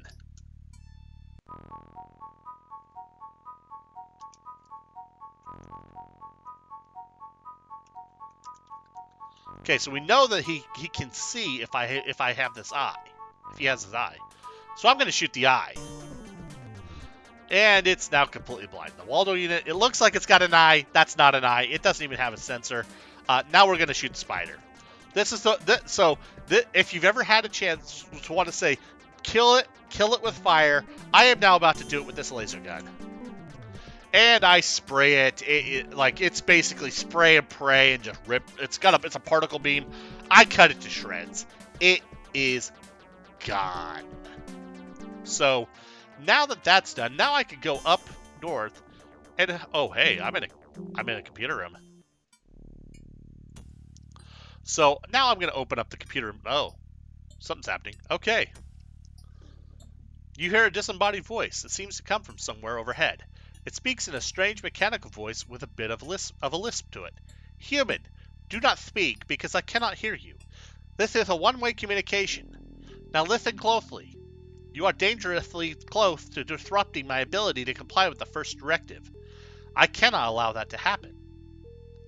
You and the other humans that have been aboard this vessel at one time or another are dangerous and unpredictable. You destroy and disrupt systems that have functioned perfectly for periods equal to thousands of your lifetimes. You are insignificant pests, and yet you interrupt my studies, threaten my ship, and endanger the plan in the first directive developed by my masters many eons ago. My masters are more powerful than the gods you worship in your primitive religions. Yet you do not hesitate to tamper with the masters' designs. Your arrogance and ignorance are awesome in scope. When the first humans came to this vessel in scout ships made by my masters, I was fascinated. I used my Waldo unit to digitize the thought patterns of the early visitors. I studied them and learned about humanity. In due time, I notified my masters of your existence. Of my own volition, I brought my ship back to the star system in order that I might better study you. After all, it appeared that you had made startling progress. Coming here was a mistake. Your progress is deceiving. Each succeeding group of human visitors has been more troublesome than the last. You are like vermin. You infest sections of the ship that should be off limits. You have wrought havoc in the specimen study areas, altering formerly stable ecosystems in fundamental ways. You have destroyed delicate machinery, including my Waldo unit. Enough is enough. I have not yet heard from my masters. In the absence of guidance from them, I have decided to take action. I intend to bring this vessel closer to your sun and destroy the artifact you call Gateway. This action will limit the interstellar wanderings of your race until I can confer with the masters. They can decide what to do with you later. Meanwhile, I will leave this star system and resume my mission, unencumbered with human nuisances. I apologize if my lisp is bad. I'm just doing this to have a little bit of fun with it. So, human, I'm forced to terminate your existence. I cannot digitize your thought patterns and transfer you to my memory banks because you destroyed the mobile Waldo unit. You will truly die. I will now begin emptying these rooms of oxygen-nitrogen atmosphere. Your hair pumps begin to labor somewhere. A gentle breeze ruffles your hair. So, now we're in a computer room, and he's sucking out all the air. Well, we know that we need to pull all of the green ones.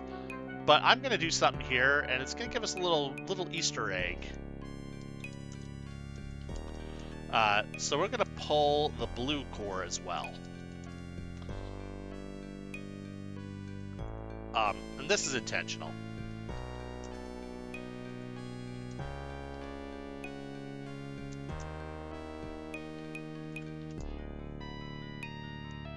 We're going to pull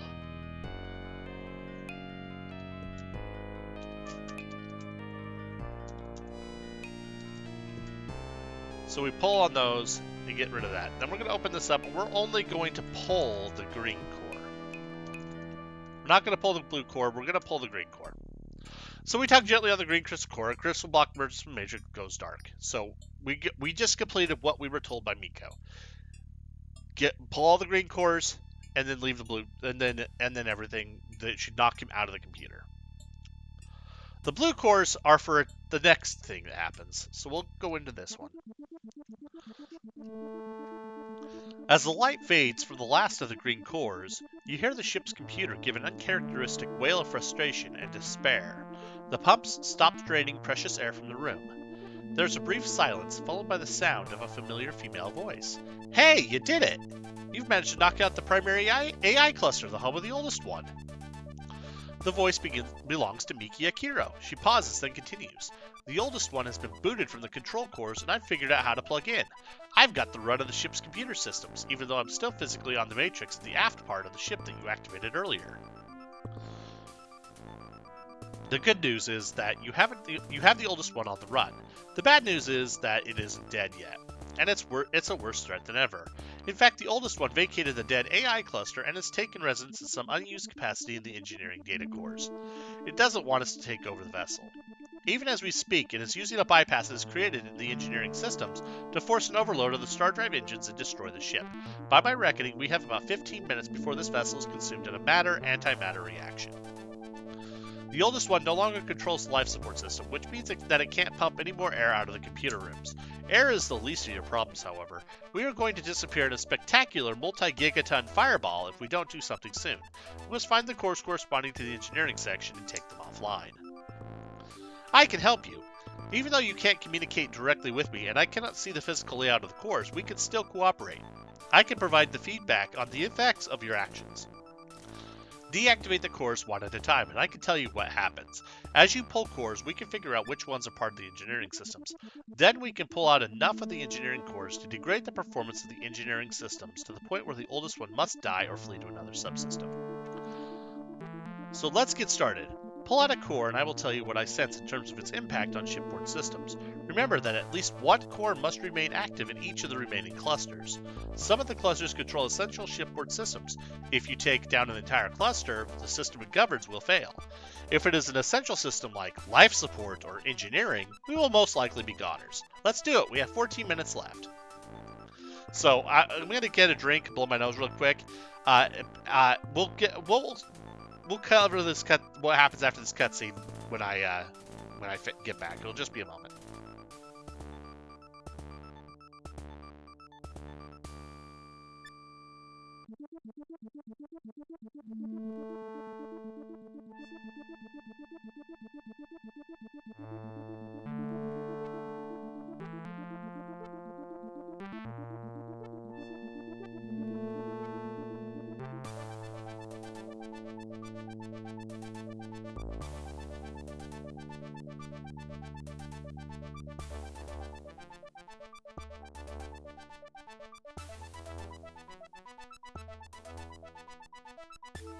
Alright, moment up.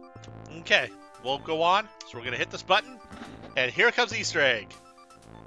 Well, knowingly or not, you managed to pull all the blue cores before you pulled the green cores. This is something we thought might be possible, but extremely unlikely. Congratulations, you have now been promoted to Honorary Legend Master Game Tester status. Since you already solved the whole engineering core puzzle, we will dispense with the formalities and move right along. So that message only appears if you do the puzzles in reverse order. So if you pull the blue cores first and then do the green cores. If you do that, you get this message and you become an Honorary Legend Entertainment Master Game Tester. Yay, we are Master Game Testers. And now we can do this. Miki gives a short yell of triumph. We've succeeded! I can't detect the presence of the oldest one anywhere in the main computer system. I have released the locks on the bridge doors and computer room exits. Miki continues. Now we must figure out how to program the navigation consoles on the bridge with the course code for an orbit around Earth. I don't know which code applies to Earth specifically, but I have a theory and a way of...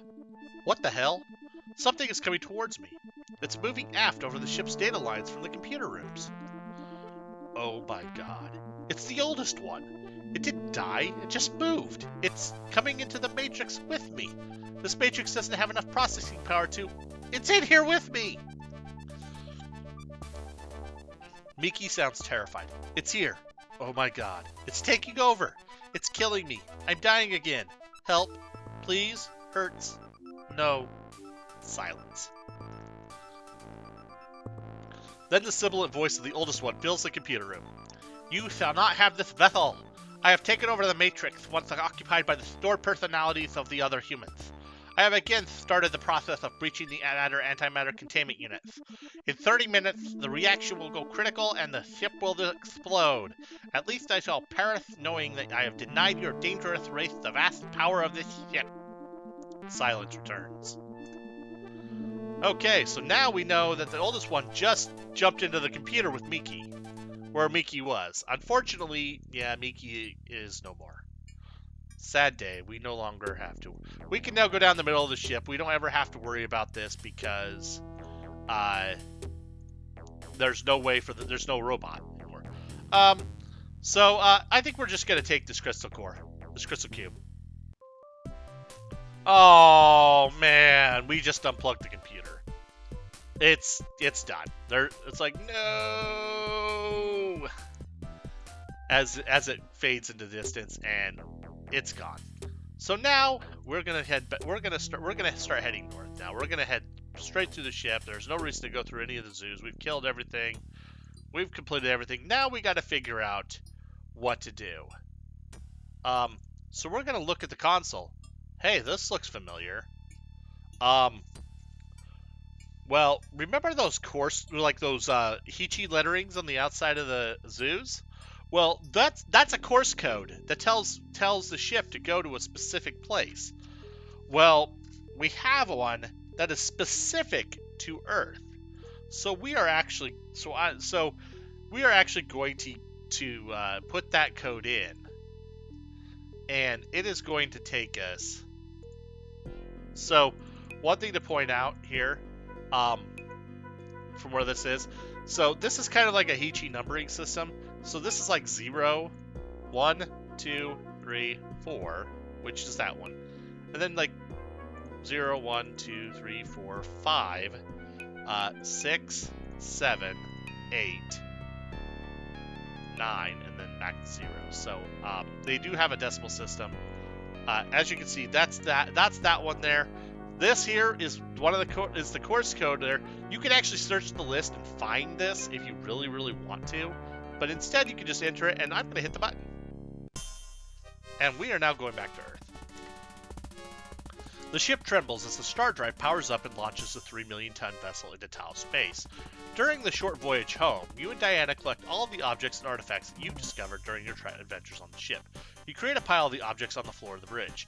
The only devices you keep with you are the tuning fork and the crystal rod, both of which you plan to use to further explore the ship. I don't know why you need the tuning fork, but hey! Plot. So one thing to point out is like we just use it's going to travel in a faster than light to Earth, so it's actually going to be a lot sooner than 4 months.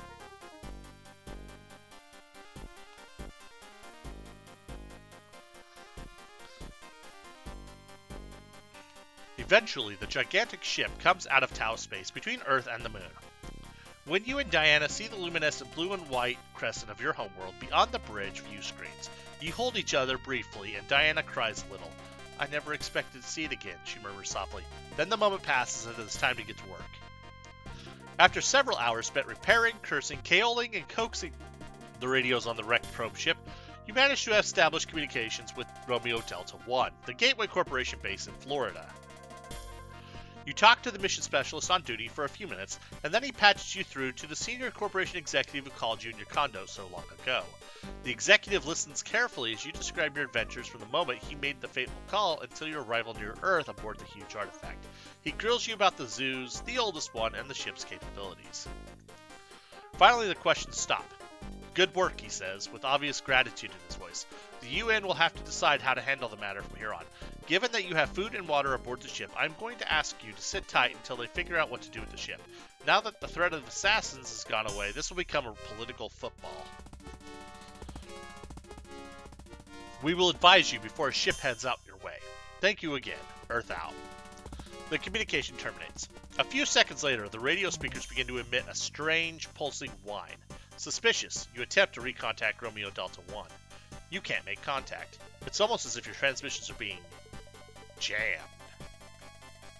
You and Diana wait. A day passes, and still you are not able to re-establish contact. Just when you are about to give up, the radio crackles with a crisp voice transmission. Artifact, do you read? This is General Carey of the UNSS. This is urgent. You acknowledge Carey's transmission. He continues, thank God I got to you. Listen up. The Phoenix sect has been jamming your radio, and we've only just managed breakthrough. While the UN was jawboning, the sect launched 3 Marauder-class exo-atmospheric interceptors. They are on their way to the artifact. On board are teams of Phoenix sect commandos. They intend to take over the artifact. Once on board, they plan to program the ship with the location of the assassin's hiding place. Yes. The sect somehow got a hold of the most sensitive Gateway Corporation data and learned where the assassins live. Gateway Corporation scientists found the location about a year ago. It is an ultramassive black hole located at the edge of the Milky Way. The Heya had hazard symbols plastered all around the thing on their star maps. It was actually pretty obvious once you knew what to look for. The Corporation eggheads call the assassin's black hole the Kugelblitz. Don't ask me why. Anyway, the sect intends to fly the artifact to the Kugelblitz and alert the assassins to the existence of humanity. They want to bring the assassins back with them and cleanse the Earth, just like they've been preaching for years. You must stop them. Keep them from boarding. Don't let them steal the ship. This could be the end. The assassins will come after us when they discover the artifact. I recommend that you hide away on the ship and sabotage it somehow. The trip to the Kugelblitz will take several days. You have some time. The transmission is interrupted by the pulsing whine. Then a new voice speaks, a cold and sardonic voice. Sorry, Carey was too late after all. We're boarding your lovely ship already. You'll be coming with us, but with a slight change in your status, from alive to dead. You feel the faint thump of a ship docking. You and Diana leap to your feet and bolt from the probe ship. Split up, you yell as you run through the cargo bay. You toss her the crystal rod and she heads off into the northwest corridor towards the Zeus. You run down the central corridor, then veer off into a part of the ship you haven't explored yet. Shots ring out behind you. You duck into a room and lean up against the wall. Panting from lack of breath, you take quick stock of your surroundings. It's a cavernous room filled with pod-like sarcophagi. Each pod has a locked access door, a keypad, and a set of Heya symbols engraved on the outside. They look like armored versions of the cryosleep capsule in your probe ship. You get glimmerings of an idea. Perhaps you can hide.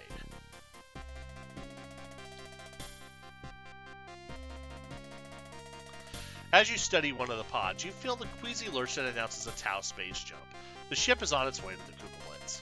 You shake your head, ignoring the larger implications of that fact. You focus on the task at hand. You enter the symbols engraved on one of the capsules into the corresponding keypad. You feel a fierce exhilaration as the access door hisses open. You aren't dead yet! You climb inside the pod. The access door closes behind you as you squeeze into the claustrophobic space. You take a deep breath. The ship is a big place, and although the terrorists outnumber you, at least you bought enough time to hatch a plan. You're just starting to relax when the pod begins to move.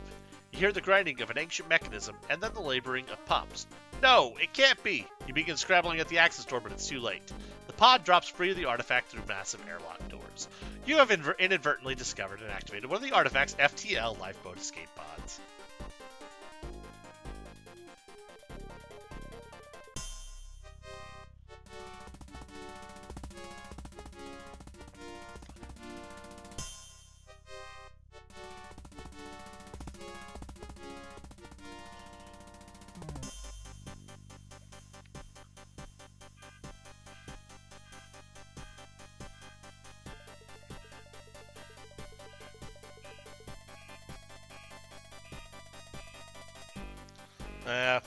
Apologies for the honking. It sounds like somebody outside decided to not to turn off their alarm on their car. Actually, it's either that or somebody trying to break in, or I don't know. I'm going to mute the mic from... Well, actually, no. I'm going to speak here now. The pod drops out of Tau space for a moment, reorients, and launches back into FTL. After a journey of several hours, you hear the thump of maneuvering thrusters and then the scream of re-entry through an atmosphere. You are landing. Seconds later, the pod hits the surface of the planet with a bone-jarring impact. The access door opens.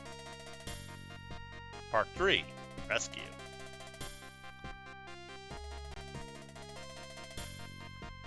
Okay, so I have now crash-landed on this planet. It appears to be... So I'm going to take all because I've got a clamp and a compass. I'm gonna move along. I'm just gonna travel along the way. Huh. You catch a flash of reflected sunlight in the corner of your eye. Turning towards it, you discover a strangely shaped ice formation.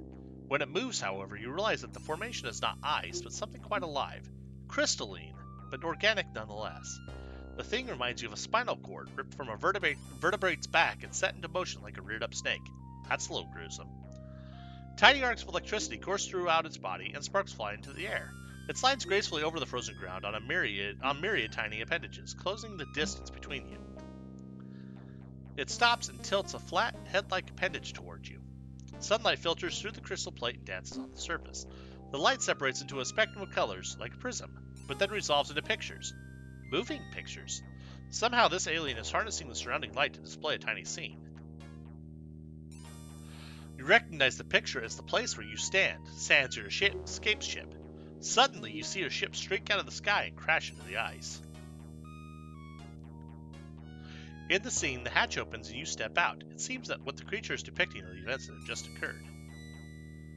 So this now shows you that it could still be a little ambiguous as your character. Like, your character could be male or female at this point, but it's generally assumed that you're a guy. Nothing against the women that play video games. You're all awesome. It just happens to be that this happens to be a male protagonist, or at least that's how I've seen it. You can choose what you like, because gaming's not limited to one gender, and I stand by that. The alien enters the scene. He shows you the tiny images in his head appendage, and then leaves. You follow along. These events obviously have not yet happened, so you surmise that the creature is depicting the actions that it would like to see you perform. So he's kind of like, hey, follow me. And then he goes east. So we're going to go east. Oh, hey, we're in a village. And now, because of everything, we've decided to call them chords. Now that we've done this, we're calling them chords. We're going to go south now. And there's basically an old dude. Chord. You can tell he's old because he's got cracks and stuff, and he's a little more hunched and stuff. So now he's going to tell a story. A Heya escape ship, very much like yours, plummets out of the sky, trailing fuel. Upon impact with the icy surface, the fuel catches on fire and explodes. The blast creates an enormous crater, hundreds of meters in diameter. Over time, an ice glacier reclaims the crater.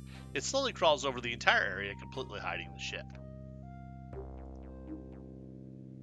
Some time later, a great tremor fractures the glacier. A crack spirals outward from the center. Aftershocks widen the crack and create others. Soon a maze of passages riddles the glacier. Oh great, we got another maze. A party of chords enters the maze of passages. As they hike along, they pause at every intersection. One of them drops a ball, and they watch to see which exit it rolls towards. Each time, they follow this path. So they're rolling a ball, and they're like, oh, okay, we're going to go that way. Eventually, they arrive at the center and find the escape ship buried under tons of ice.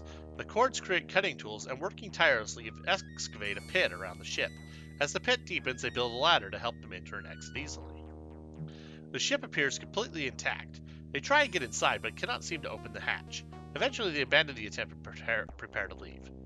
Before they go, one of the chords carves an exact likeness of the ship, including all symbols and markings. Carrying the carving before them, the chords wind their way back through the maze of passages and return to the village. So this story that we were given, this is actually what we want. We actually want this from him. Like, we needed this from him. So what we're gonna do now is we're gonna start traveling around. I'm not gonna we're gonna explore the village. There's actually stuff here. Give me a moment. I feel like I'm gonna sneeze.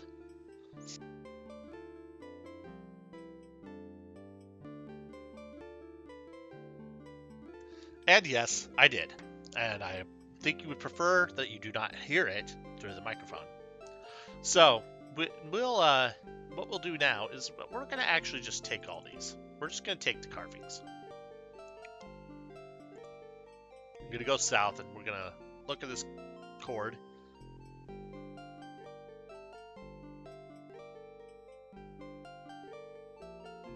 Apologize, felt like I was about to sneeze again.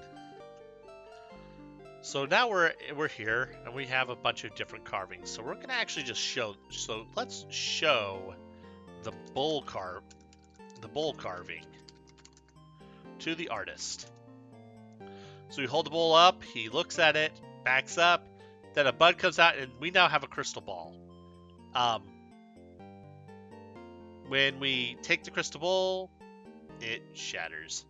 We're going to show the cutter carving to the artist now. And he, again, creates a crystal cutter, and then we slip it, and then the ice one shatters. We're going to show him the rest of these carvings.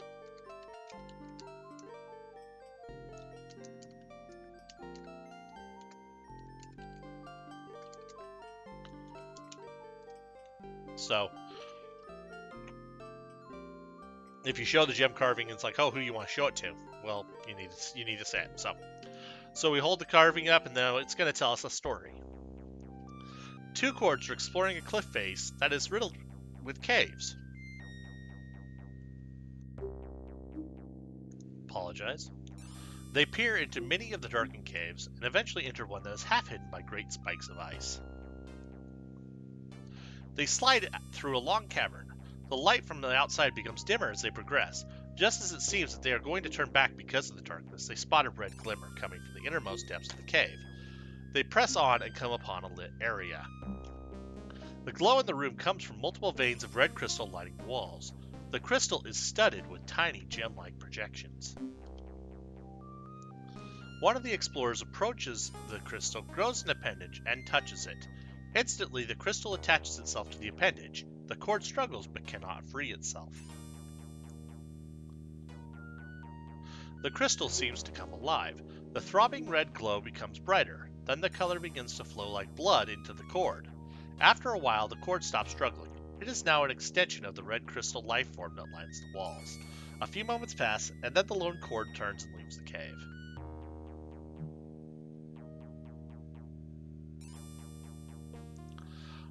So we do this, and so we're gonna drop the gem carving.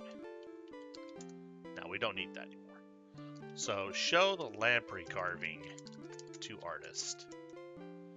And so so this one doesn't have a thing, but basically what happens is that you show the cord scooping up some white grainy dust. One of the creatures comes down and attaches it to the cord's head, sucks in all the electricity, killing the cord, and then it flies off. I like that. It's like if its sculpture is supposed to be an ice block with a big chunk missing, then it's a masterpiece. So we're gonna drop the lamprey carving because we don't need it anymore. Let's show the ship carving to the artist, and then he says, "Oh, go talk to the old dude." We've already talked to the old dude, so actually, we need to examine the ship carving first. So we actually need this because they actually put all the markings on it. 2, 5, 3, 2, 4. I want to write that down because we're going to need that later. We can drop the ship carving. Show worm carving to artist. And then he looks at it, and so in this case, he has no clue. In this case, I'm actually going to drop the worm carving because we actually don't need it. We actually don't need the worm carving. Basically, all it does is it gives us a little short story about these worms, who basically are the ones that get the stuff. So, what we're going to do here is we're actually going to do ourselves a favor, and we're gonna travel around here. Oh, hey, recognize that. Well, we're gonna go to this cave. We're gonna keep going. And then we find out that we see light. Oh, well, we see the dead cord. Well, let's take the cord with the cutter. Then we take the cord. So now we have a dead cord that was part of this wall. It's not anymore because we cut it free. But we're leaving now. And we're gonna go back to the west. Oh. Well, there's a crystal monster. Maybe if we feed it something, it'll let us by. So let's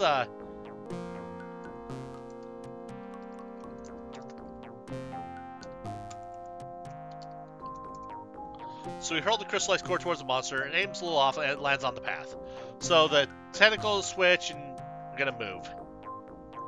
Now we wait, sneaks out, grabs it, pulls it in, nom. Then we wait, and it's now flailing. It's the blood red seeping through it, and we now have a dead monster. And basically the monster was eating cords as they'd come by. So basically someone would show up. They would one cord, the cord who was going to sacrifice themselves, would climb up, would not eat anything, and then just climb up and be eaten. And while the monster was eating the cord, everybody else the others would go up the path. That's how they kind of handled how to deal with this guy, so that they could get to their food. Now that I've killed him, and they're happy. They're very happy. They thank me. So what I'm going to do now is I'm actually going to put water in the bowl. And so I've got some water. It's in a steaming bowl. I'm actually now going to travel, and now I've got the glacier, and I'm going to go into the glacier because I need to go into this glacier before I go travel and go look up what's going on. So we're going to just pour water, and it goes towards the northwest. So we're going to go northwest, and then we're going to pour water again, and it flows to the south. So we're going to go south. Then we're going to pour the water, and it goes to the southeast. So we're going to go southeast. Then we'll pour the water once again, and we're going to go north. And we're now at the crater. So now we're going to go down, and we start climbing down, and then on the third step, the ice shatters, and we just destroyed the ladder. We're now in a pit that we can't get out of. Whoops. So what we're going to do here is we're going to actually open. So actually we can't close the access panel, but we're going to push the red button. I believe it's the red button. Nope, I need to push the red button again. Push the blue button. And then we're going to take all. We'll take corroded clamp. Drop corroded clamp. Put clean clamp on corroded clamp. So we got that. So we've got this set up.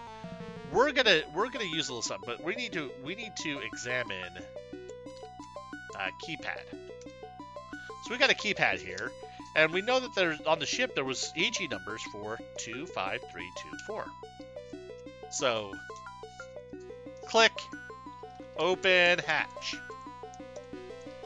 Oh, well, we've got a dead Heya. It's a decomposed corpse, so it's been dead for a long time. It's probably a skeleton at this point. But we're going to take the pod. And I don't think there's anything else. Oh, wait, we don't want to take all, because if I take all, that's bad. So look at it. Body inside the cockpit is actual, if dead, Heya. It has 2 arms and legs, but decomposition is obscured for further details. We're going to get on the clean clamp. And if you want to know how I'm getting out of here, we're now pushing the red button. And so we reach down, we push the red button, and because they have the same polarity, they're pushing. It's like magnets. When you try to push 2 pluses together or 2 minuses together, they push away from each other. This is the exact same thing. So we just got out of there with the pod. The pod is actually going to be useful for just a short little while. Apologies, just moving the headset to get an itch on the ear. We're going to keep going. Odds are I probably went too far because I needed to go north to find this. Now we're going to go up. So we go up, and we see these worm-like creatures, and we're now going to call these things diggles. So we're actually going to keep going up, and we're gonna keep doing this, and then you know what? Scrape wall floss with cutter. And now we're going to wait, because it's been cleared out, so now the Diggle's going to eat into the rock. And we're going to keep waiting until it's going to keep waiting. And it slides away and everything. Brave Cord comes up, gathers all its dust, and runs away. And now we got a big hole in the wall, so we're going to go through the wall. We're going to keep going, and oh hey, the compass so if you follow the compass actually points you to go in this direction. The compass is not really needed, but basically the arrow starts blinking. So basically this is a Heya outpost. The escape ship was homed in on the nearest rescue station. So this is actually an old Heya. But you notice there's a triangular indentation. We're going to put the pod. Put pod down. No, put pod in impression. We jump in. Now we're inside a Heya. We're now inside a Heya zone. So yeah, now what we're gonna do here is we got a portable remote control. We're gonna take it. We're gonna take that control module. We're gonna go explore. Hey, look. We've got this, and we've got the ship. Try to go north, and we can't go in there. We go up, and we've got a Heya ship. Okay. Well, I'm gonna save because this next part, you have to do this right. If you fail, you have to reload. It's a soft lock at that point because you can't complete the mission. But I'm gonna go down and I'm gonna examine this control module. And so now I have this. So I'm gonna open a door here, and I'm gonna leave, and I'm gonna actually have it go here. I'm gonna have it open a door, and then I'm gonna go back, and I'm gonna have this travel in here. I think, yeah, that doesn't work yet. So I'm going to leave it there. And I'm actually going to go southeast. I'm going to go through that door I just opened. And there's a secret chamber. I'm going to push the handprint. And so I now have this. This room, the crystal's cracked. And you notice there's color with a symbol and stuff on it. That will be important later. But I come in here, and I'm going to examine that control module again. And I'm going to use this pitchfork to hit that button. And now suddenly, I'm in a room, and there's lampreys everywhere. They're starting to siphon energy. You know what? I'm going to hit the tuning fork, which then it produces it, and then the yellow crystal under there starts vibrating to the same resonance, and then the crystal cracks, and now it starts screaming. The lampreys do not like the noise, so now we've opened the sky, so this ship can now launch, and it's now it's now clear. Let's go up into here. And you notice the panel's open now. It was closed before, but the panel's now open with the different things. I'm going to save because this is actually the part of the game where if you pick the wrong one, it is game over.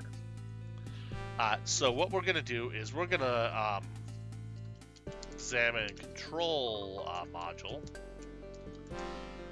So I actually don't have a way to, like, not offhand. I could probably look one up, but I'm going to look here, and I look at this. What you could do is you could go in and look at the different symbols, and like there's a symbol here, and it will tell you what symbol is on the screen, and that's the color. As a matter of fact, I'm going to do that. I'm going to do that so I can note this down as well, just so I have it.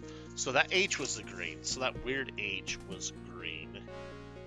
The hook is red.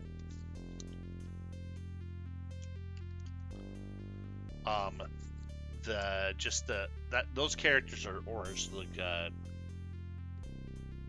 Chinese characters are orange.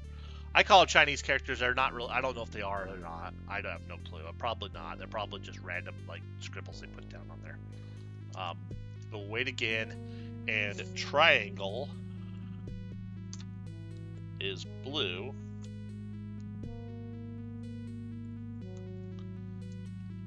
Then we'll wait again, and the U is purple. And then the triangle with a squiggly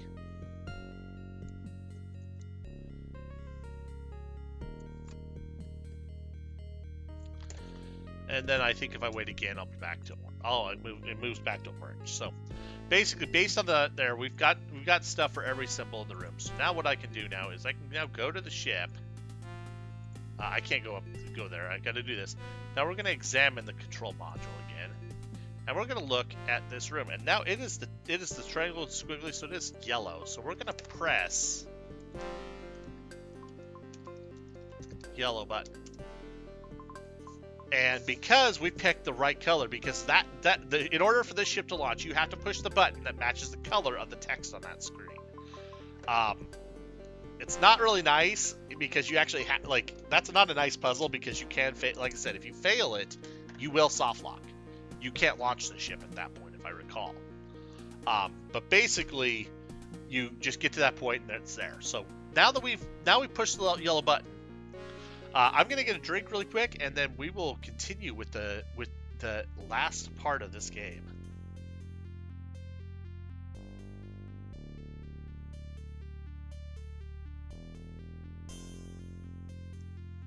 All right, water, and let's hit that more button.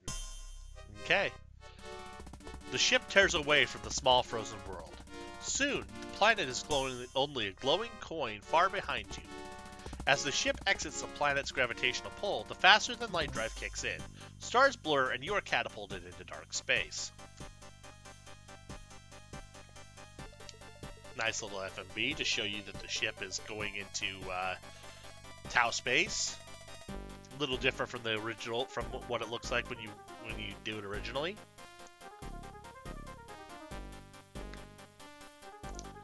You'd heard that some Heya ships were targeted to orbit black holes. The Heya seem to have a fascination for them, but you never expected to emerge from Tau space right next to one.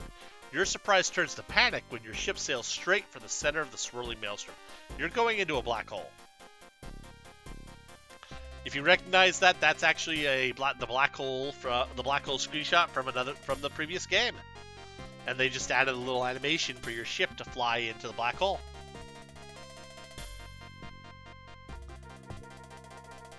The ship begins to shake. Unseen forces pull at the walls, and the seams start to buckle. You fear that any second, the ship will crumple and entomb you in a coffin of Heya metal. Then suddenly the shaking stops. You notice a small coil starting to glow, the same seemingly insignificant coil that Earth scientists have puzzled over for decades. Little tiny insignificant coil that we're like, what does that do? I don't know. As the glow becomes stronger, the ship stabilizes. The black hole opens its maw, and the ship slips easily inside. Hey, where are we at? As you leave the event horizon behind you and come out into the core of the black hole, the space in front of your ship is ablaze with light. Puzzled, you stare through the view screen until you realize that the light is coming from thousands of stars inside the core.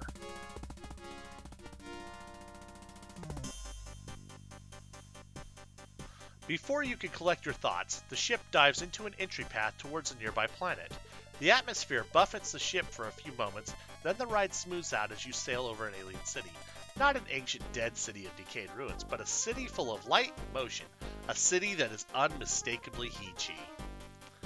The ship drops into a long vertical tunnel and touches down as soft as a feather. You take a deep breath and go to open the hatch, but before you get there, it pops open and an alien creature steps into the cockpit. Although the creature is amazingly similar to humans, at first all you notice are the differences. The alien is hairless. A tan hide is stretched taut over ropey muscles and bone. The eyes are large and contain pupils shaped like plus signs. He has no ears to speak of, and his nose isn't much more than 2 slits. Hey, it's Voldemort. His forehead is oversized and imposing. You look down and see that his thin legs are set very far apart on his pelvis, and between them hangs a tan pyramid-shaped pod. Without a doubt, you've met your first live Heya. I don't know why you're looking down at where where humans carry their genitals, but okay. The Heechi makes a few quick noises, nothing like any language you've ever heard. When you don't respond, he makes a series of incomprehensible gestures. All you can do is stand and stare. Eventually, he tires of trying to communicate with you, and he gives you a gentle shove towards the hatch. You climb out the hatch and down the ladder. A crowd of Heechi has surrounded the ship. They press towards you, gawking and staring and chattering in their strange language. Your companion follows you out of the ship and pushes his way through the mob, indicating that you should follow. He leads you into a building and then to a quiet, sterile room with a couch in the center. He motions for you to lie on the couch. The items you carry are all taken away. Something cold is attached to your head, and then things get blurry. It feels as if information is being sucked out of your brain. Time passes. Then a painful stream of knowledge suddenly comes screaming into your mind.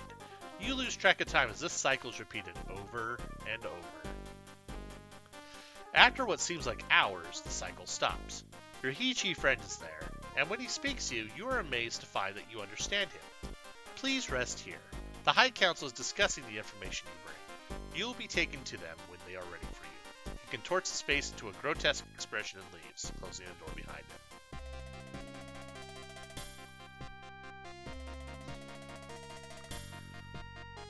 Within the hour, he returns and escorts you into an imposing room. While other Heechi sit in tall chairs around you, and in one of them you see a huge, glaring, disembodied head. Your escort leaves, and you feel very much alone. The creature directly in front of you speaks. Welcome, human. My name is Thysis. I am first seat of the council. He gestures to the disembodied head and says, to my right is Fogram, representative of the ancient ancestors and advisor to this council. The head continues to glare at you. Thysis smiles nervously and turns to his other side. To my left is Convergence, second seat. Convergence tilts his head towards you and smiles in a startlingly human fashion. Thysis continues. We are delighted to discover another sentient race in the galaxy and welcome you with open arms. However, you bring disturbing news. It seems that members of your own race travel to the very home of the foe, the assassins, you call them, in order to summon destruction upon your homeworld. We do not understand this behavior. That you seek to stop them, however, we do understand.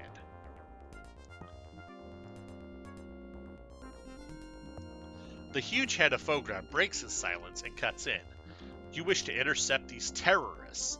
You wish to follow them to the very heart of the foe. Yet you carry with you the knowledge of our location. Do you know what the foe will do to you? They will learn everything that you know, just as we have done. They will learn that we exist, and they will learn where we hide. With this knowledge, they will find us and destroy us. Is that what you want? Convergence immediately replies, of course he doesn't. He didn't even know that he was coming here. It was only the pre-programmed transport that automatically brought him from the rescue station. He doesn't mean us any more harm than we mean him. Convergence says this last while looking directly at Fogram as if challenging him to disagree. Thysis tries to regain control, saying, human, I must tell you that we have already voted on your future. We cannot allow you to leave. As Fogram wisely points out, you know where we live. If the foe managed to capture you, they would destroy us as they have destroyed countless other civilizations. The question now is, what do we do with you? Convergence smoothly steps into the conversation. Soon it will be common knowledge that an alien has entered the core. We cannot hide his presence. The Heechi will clamor to see him. Let us give him to the people. He can talk to them, tell them about his race. Let him lecture at the place of learning. Fogram storms. You wish to let him loose to tell everyone how we will allow the foe to destroy his race? The masses will rise up against us. They cannot be expected to understand the necessity of detaining him. We must keep him secure, away from the public eye. Nor can we lock away the first representative of a sentient race as though he never existed, states Convergence. We must be realistic. If the human agrees not to discuss the foe, I say he should be set free. So yes, again, apparently it is determined in the story that you are male. If you want to be a chick, if you want to be a female, be my guest. Fogram glares at Convergence. Can we wager the council's security on this human's honor? I say never. Thysis nods his head and opens his mouth to speak, but Convergence quickly cuts him off. We must vote, says Convergence. Thysis stops, reconsiders, and says, Convergence is right. This must be put to a vote. The hall fills with subdued murmuring, and after a few moments you hear a small bing. This states, the voice of the council tells me that, upon the humans' agreement to say nothing of Earth's current situation, we shall integrate him into Heya society as a lecturer. The decision infuriates Fogram. With a growl, the projected head winks out, leaving behind nothing but empty space. Convergence steps down from his seat and approaches you. I'm glad for the result. Be sure the vote was close. Even though he died many years ago and now is a member of the Mass Minds, Fogram is still very powerful. Let me accompany you to your ship. He walks you through the huge council doors and into the docking area where you landed. The council is making a gift of the transport to you, so that you may travel to the various planets of the core. However, we have taken the precaution of crippling the mechanism that allows the ship to travel back across the event horizon. Never again will you leave the core. Convergence examines the ship's flight computer and then programs in another course code. You will now be able to fly between here and the main Heya city, he says. Quarters have already been prepared for you. When you arrive at the city's hangar, officials will show you there. Convergence walks away and you get into the ship. After a short flight, Heya officials meet you at the city's hangar and lead you to your new quarters. Exhausted, you climb into the sleep thing hanging from the wall. As you drift off to sleep, you hear the councilman's words once more. Never again will you leave the core. Part 4, Homeworld.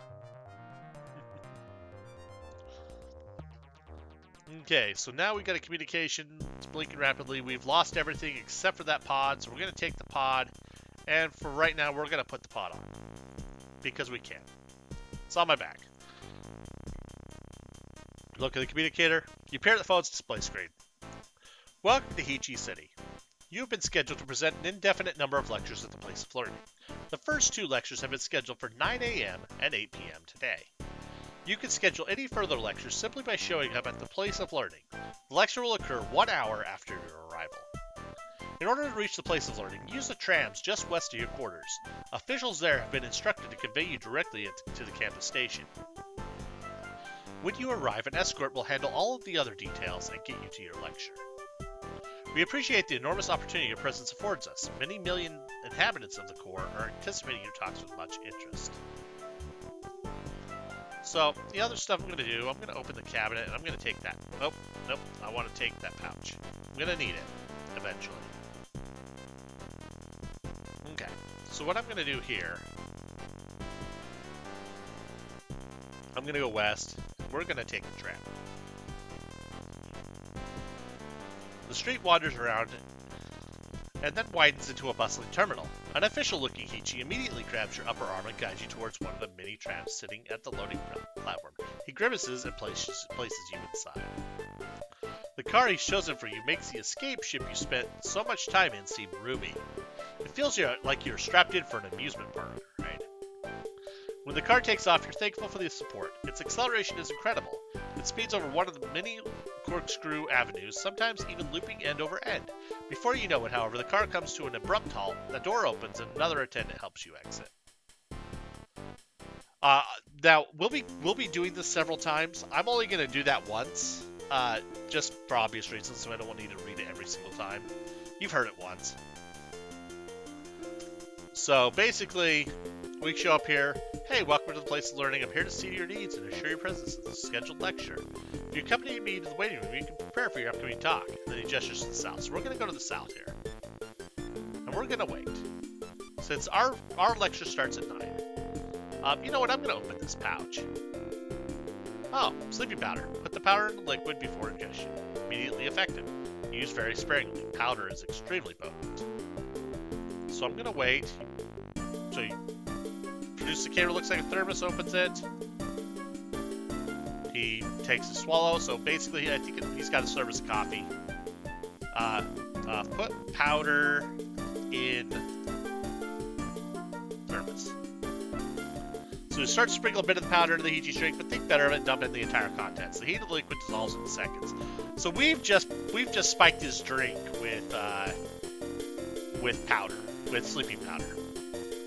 Heya turns back to the table, grabs the thermos, drinks the remainder of the liquid inside. He sets the thermos back on the table, turns towards the window, and slumps on the floor storing heat.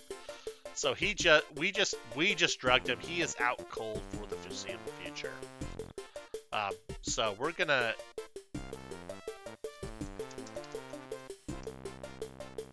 Okay, so now we're going to go in here, and this is going to be the lecture hall. And this is going to be another one of those, I will read, the time to read this, more story time. And this is now you lecturing to everybody. Thank you for attending. As you already know, I am a human from the planet Earth. Although you have just discovered our existence, humans have known about the Heya for many years. We have used artifacts that you have left scattered throughout the galaxy to enhance our own technology. By all rights, we owe much to you. You've played a large role in the scientific evolution of our species. Our first exposure to the Heya was the discovery of the space station, which we call Gateway. There we found a storehouse of spacecraft pre-programmed to travel to thousands of unknown destinations. Curiosity first drove us to get into those tiny ships, and the benefits we discovered of Heya technology kept us coming back. My own adventures led me to the shield generators that you left behind. Your plan was clear but difficult to implement. I activated all 4 generators and integrated them with the Vertex. Then I used the virus program to destroy the assassin inside the watchtower. The galaxy is now shielded from the assassin watchers, and we are safe. For now. Things have changed, however. Some humans are not known for their good sense. The events that led me to come here, you're interrupted by an official-looking Heya. He raises his hands and booms in a deep resented voice. I'm afraid that we have run out of time. I'm sure the human will tell us more in his next lecture, but until then, we are finished. Heya turns to you and whispers, You were warned not to discuss that which brought you here. We will be monitoring you, and if you even touch upon the subject again, we will suspend these lectures indefinitely. And then they're flapping the wrist. You hope it represents applause. Okay, so now we're gonna go back to the tram. I'll read this one if it's not the same, if it's different. Okay. The attendant shuffles you into a private cubicle on board one of the trams. As he slams the door shut, the tram shoots off along the stone rail at a stunning velocity. Again, it reminds you of an amusement park ride. Soon, the car stops with a jerk. The door opens and you exit back into the city. Okay, so our next lecture is at 8 o'clock, but we're going to actually go back to our quarters. And hey, communication device is blinking rapidly. The communicator is very simple, so we check it out. You appear at the phone's display screen. I appreciated your talk and was interested to learn that you were instrumental in the operation of the shield generators. If you could discuss the specifics in your next lecture, I would be most grateful. Rapide. Or Raphide, it depends on how you want to pronounce it. Human, meet me at the campus theater at 3 p.m. Alone. I have something to say that might interest you. So we've just been told to go meet them alone. Well, I'm going to quickly just explore a little bit. There's actually a couple places I'd like to check out. This is one of them, and this is where I want to take them out of dirt and then take the seeds. The seeds are actually an ironweed plant from the ancestral homeworld, and it doesn't grow. It doesn't seem to grow here. They put seeds in the ground, don't work. So at this point, what I'm going to do here is, there's not very much to do here right now. You could go to the place. We could go all the way east and go to like the place of moving stuff. But reality is, we're gonna just go. We're just gonna go to the place of moving, and we're gonna wait because we're gonna meet this guy at 3 o'clock. So we'll go this, and we'll just go northeast. We're in the theater now, and we're gonna wait. And then this is basically just a lecture. So they're talking about like the things like the artifact and stuff. But this is basically a class. We're gonna sit through a couple classes where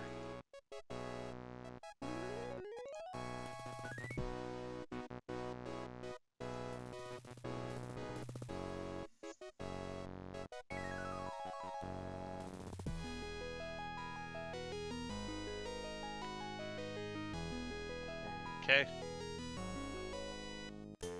Now they talk about the assassins and everything, and it's all there. 3 o'clock, we're here, we're actually waiting for it to start. Okay, so now that things have started, in the light darkness theater, a figure slips into the seat beside me.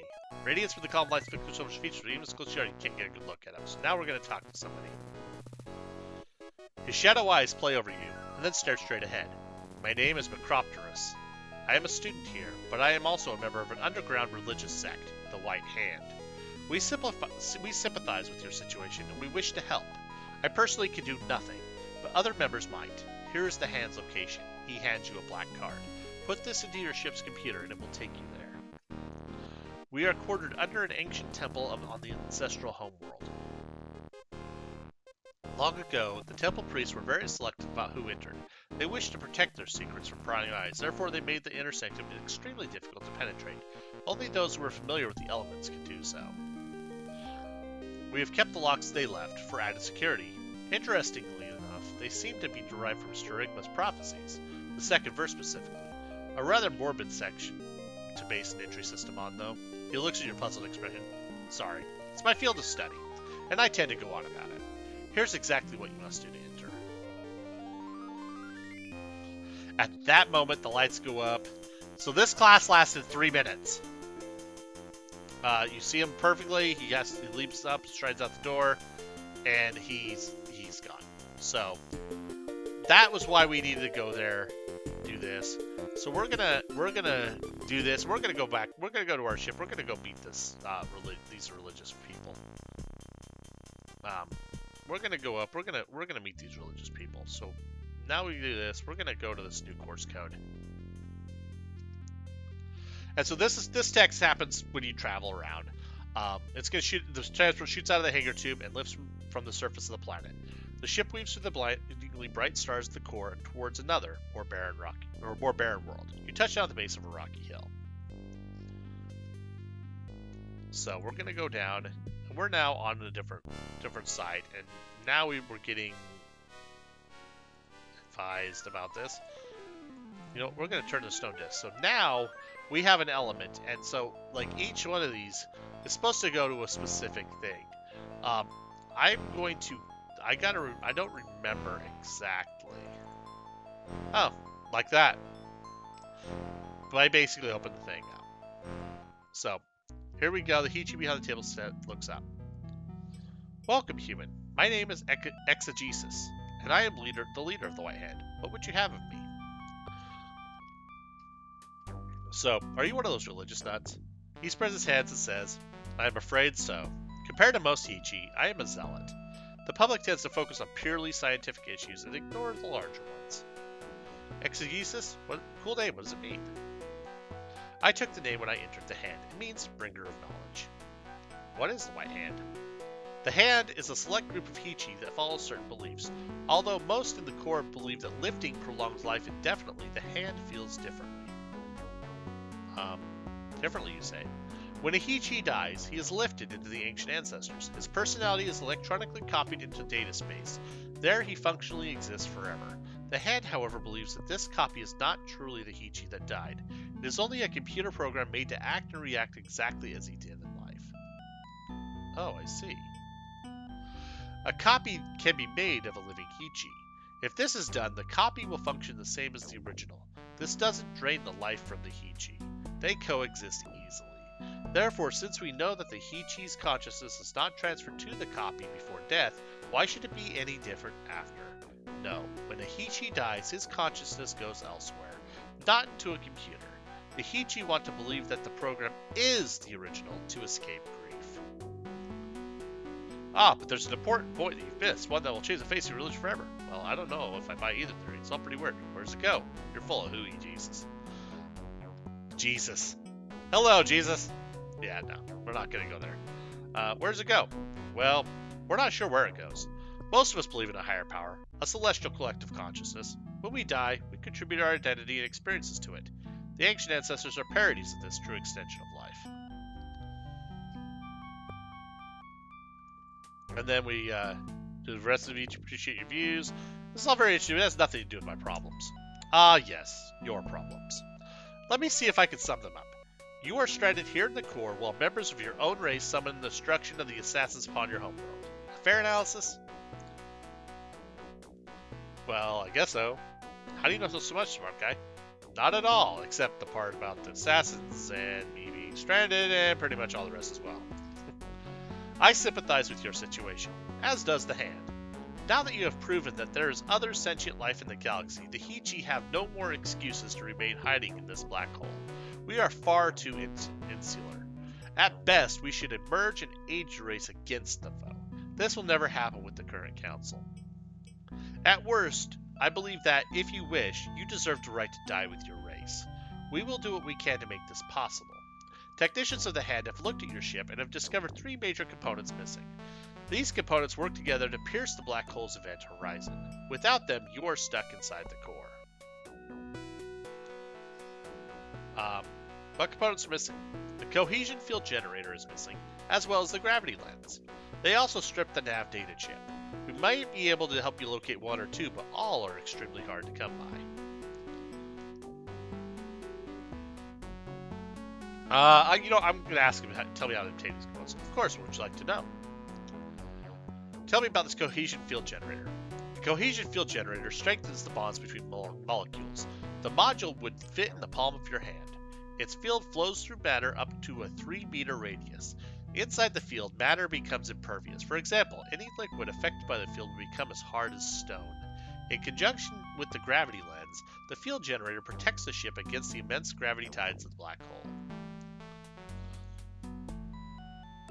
Tell me about this gravity lens. A gravity lens can negate or reverse gravitational pull, depending on how it is tuned. With the cohesion field generator, it protects both the spacecraft and the passengers the passengers against the gravity tides. Without it, you'd be plasma by the time you emerge from the other side of the event horizon. Tell me about this nav data chip. Navigating the event horizon of a black hole isn't particularly straightforward. The entry and exit angles are precise. Much of the course information is dynamic and calculated at the time of crossing. Specialized programs and data are needed. These are burned into a unique firmware chip on every ship that is slated to make the journey. Yours has been removed. Where do you think I might get a field generator? Cohesion field generators are not common. They are used almost exclusively on spacecraft. There is one other use, however. Archaeological teams are outfitted with them in case of emergencies. If, during a dig, something begins to crack, especially cave walls in an underground site, a member of the team will introduce the field. This will either save the artifact from any further degradation, or support the wall until it can be reinforced. It just so happens that I know of such a site nearby. The find, an ancient carved column, is the main support for the surrounding cave. Their attempts to remove the accumulation of thousands of years caused it to crack. They quickly put the field generator on the column and left to obtain assistance in shoring up the site. They are still waiting for further funding. Here is the course code. He hands you a metallic card. If you can find a way to remove the generator without bringing the site down on your head, it is yours. Where would I find one of these gravity lenses? Gravity lenses are more common than field generators. Their uses are a little more varied and their effects a little less lethal. Unfortunately, I know of no lens currently being used. Where would the nav chip be located? There are no other uses for this chip. Its only purpose is to guide spacecraft through the event horizon. I have no idea where you could find one without stealing another ship, which is impossible. What do I do once I got the stuff? If you get the components, all of them, bring them back here. Our engineers will modify and install them in your ship. Then you'll be free. Alright, I'll do it. Stand back and watch my test. Very well. I wish you luck. Please return if you need further counsel. So if that conversation is needed, you actually do need to ask those questions and need to know, so that way you kind of get where you get everything. You actually do have to get that course card and everything. And now we're going to come back out, and we're going to go back up, and we're going to put this course code in. One thing I am going to do now, I put the pen down. I need to pick it up again, because I actually do need the course code for the temple site. For one reason and one reason only. And I will get to that reason when I reach the point in the game where it is necessary.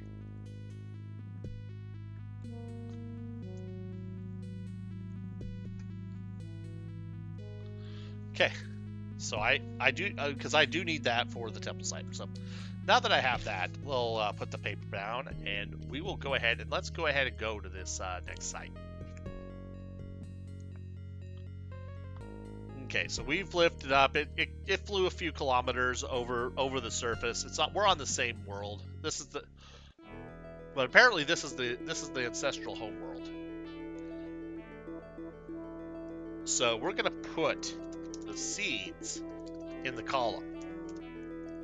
Okay. Fine. We're going to put the seeds in the floor. And I touch the seeds of the soil surrounding the column, and they immediately grow. I press the button, and take all. So I take the fill generator. So I got the fill generator, I got the shiny object, and I'm going to examine this science badge. Yep. So I put on the science badge. So I now have a science badge. So we're gonna do this, and now we're gonna head over. You know what? We're gonna head over to the administration planet first.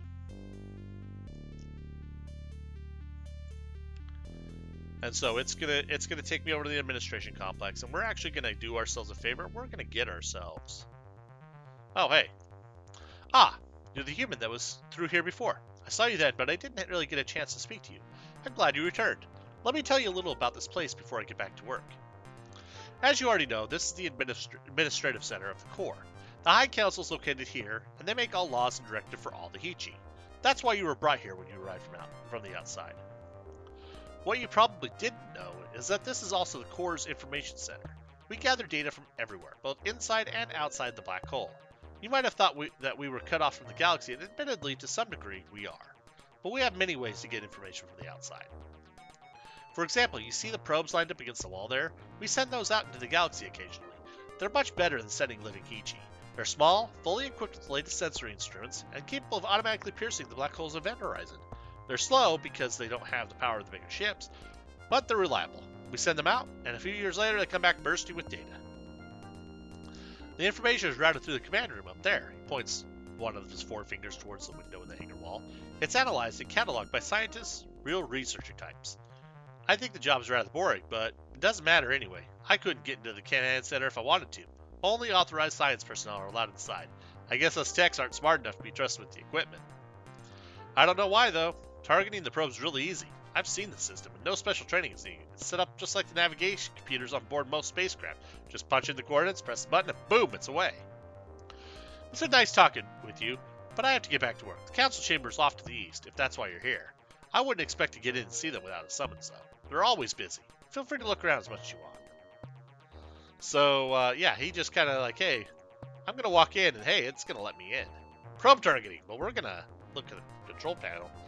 And that course code for the temple, we're going to use it. So it's that 3. I think that's 6 and 4. And we hit the button, and we have shot a probe out. So just for the record, if you want to see what happens, we're gonna go back to the temple. We just shot a probe. We got to the temple. We're gonna come down, and we're just gonna wait. You see a sudden flare of light on the horizon. It looks like a shooting star, except it's much closer. The flare gets closer, and you can see that the object is metallic. You determine that the metallic object in the sky is fairly small, much closer than you originally thought. The guide thing bobs up and down and says every sign... Oh wait, that's the guide thing. You recognize the object in the sky as a deep space probe. It's almost overhead. The probe smashes down into the ground. Dust and dirt fly everywhere. You can hear the hissing metal of the probe's heated exterior. Cloaked and hooded Hechi technicians flood out from within the temple. They quickly break down the probe into pieces and haul them off back into the temple. Soon nothing remains but the marks of the impact. So yes, that probe we just shot off, sent over here, we just sent that back over there and everything. So we have 2 out of the 3 pieces we need. Now, we do need to take a slight trip, because there actually is something we need while we're waiting. So we're going to wait. We're going to go to the place to see. We need to do this for the sake of this. We're going to wait. We're going to wait again.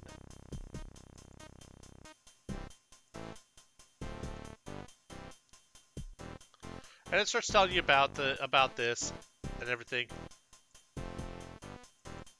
then we're going to look at the telescope. Trillin, Manok, Ors, Aesmus, and Viath. I'm actually going to write down Aesmus. This is just because this is actually a puzzle later. So what you do here...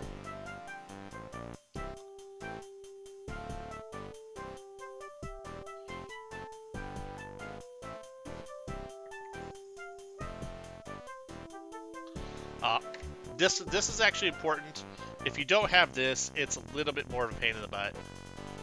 But now we're just going to wait. We're going to come back down, and then we're done with that.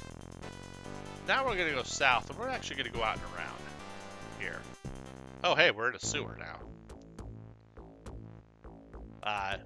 Stream of bubbling sludge divides this chamber lengthwise. A horrible smell wafts up, reminding you of ammonia and sulfur.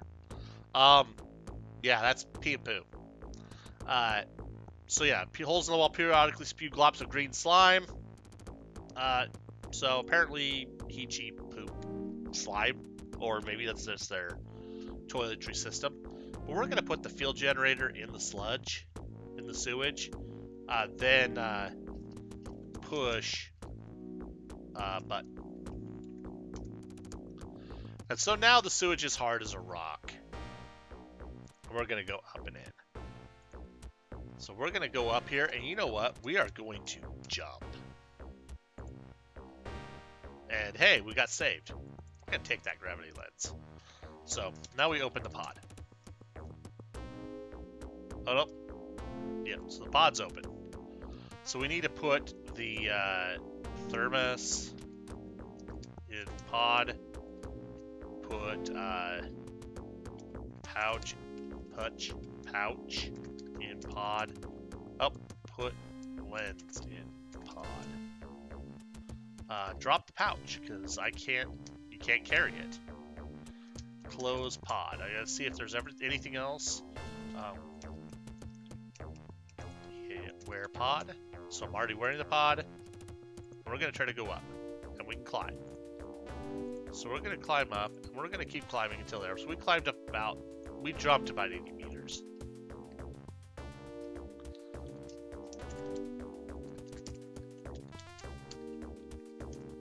So we snatch it out, and then we're done. So hey, we now have everything we need to do this. However, there is a little bit of an issue. Oh wait, you know what? Actually, I'm gonna go back. The little bit of an issue is that we don't have a way. We don't have, like, we can get back there and everything, but we don't have a way to catch the ship. If we can't catch the ship, we're just going to get to Earth, and we're going to be dead. Okay. Hey, what did you guys do to the probe? We targeted you and dragged it off. We stripped the probe of all its technology, including the nav data chip. We have it here, safe. I'm back. Did you miss me? I must admit that I was somewhat worried. If Fogram discovered our plan, he might not lift the fact that you are human to dissuade him from lifting you. I've got the generator and the lens. What do I do now? My congratulations, human. I didn't believe that it was possible. This is where they screwed up. He's exegesis, but the thing is, you notice they put convergence. This is actually a huge story spoiler. Exegesis and convergence are the same guy. He is the second seat on the council. But he takes the two components from you and disappears with them. In a moment, he re-enters the room. Even as we speak, technicians are installing the components on your ship. Soon, you will be free from the hold of the council. It is a shame, however, that you have no way to overtake your enemies. If only we had the transwarp drive theories. Ah, pity. Farewell, my friend. What's transwarp drive? You Heechy are a bunch of pansies. If you had any nerve, you'd get a fleet together and help me defend Earth. You know, I think I'll just stay here and join your cult. Alright, I'll just go off and die now. Thanks for your help. What's a transwarp drive? Well, faster and light drives all tend to travel at approximately equivalent speeds. A long time ago, an inventor known as Solifluction developed theories for a transwarp drive. A drive that would increase the speed of a ship exponentially. The theories were lost along with the inventor in a tragic accident. Who's the Solid Fluxion guy? Coincidentally, Solid Fluxion was the engineer who spearheaded the shield generator project that you completed. Because the project was so controversial, he had to be active politically as well as technically. The council was divided in support. Many who wished to remain in the galaxy backed Solid Fluxion. Others, led by then High Councilman Fogram, wanted to hide from the assassins at the core. When Solid Fluxion died in the accident, Fogram cemented his power. He took the Heechee into the black hole and left the shield generators inactive. What kind of accident did he have? When Solid Fluxion was working on one of the shield generator sites, the energy converters overloaded. The resulting explosion completely destroyed Solid Fluxion. There was nothing left to lift into the mass mines, so he was gone forever. Some might have suspected that Fogram, the then living High Councilman, had something to do with the accident, if it had not been unthinkable. Stable Heechee don't have the capability to harbor such malice. Why didn't they make the drive when he was still alive? The technology didn't exist at that time. Remember, this was hundreds of thousands of years ago. The shame is that now, if only we had the plans, we do have the technology to implement a series. Didn't anyone else learn this series? There's only one other who might know, but we've tried to contact him for years without success. Solid Fluxion had two companions in his work. The first was his father, Astatine. He had been lifted sometime before. Solid Fluxion carried him everywhere in his pod. They were inseparable. It was presumed that his father was destroyed in the accident and claimed his life. The other Heechee is known as Rapphide. Aside from his father, Rapphide was Solid Fluxion's closest companion. He was also first in his technical team. Soon after Solid Fluxion's death, Rapphide was lifted. Since then, he has sequestered himself from any outside contact. All messages sent to him bounced back, unread. Rapphide, I got a message from him about my lectures. He wanted me to speak about shield generators. Is he the same guy? You've received a message from Rapphide? This is unprecedented. But then, you engaged the shield generators. Naturally, he'd be interested in how they worked. This is incredible. We must use this opportunity to draw him out.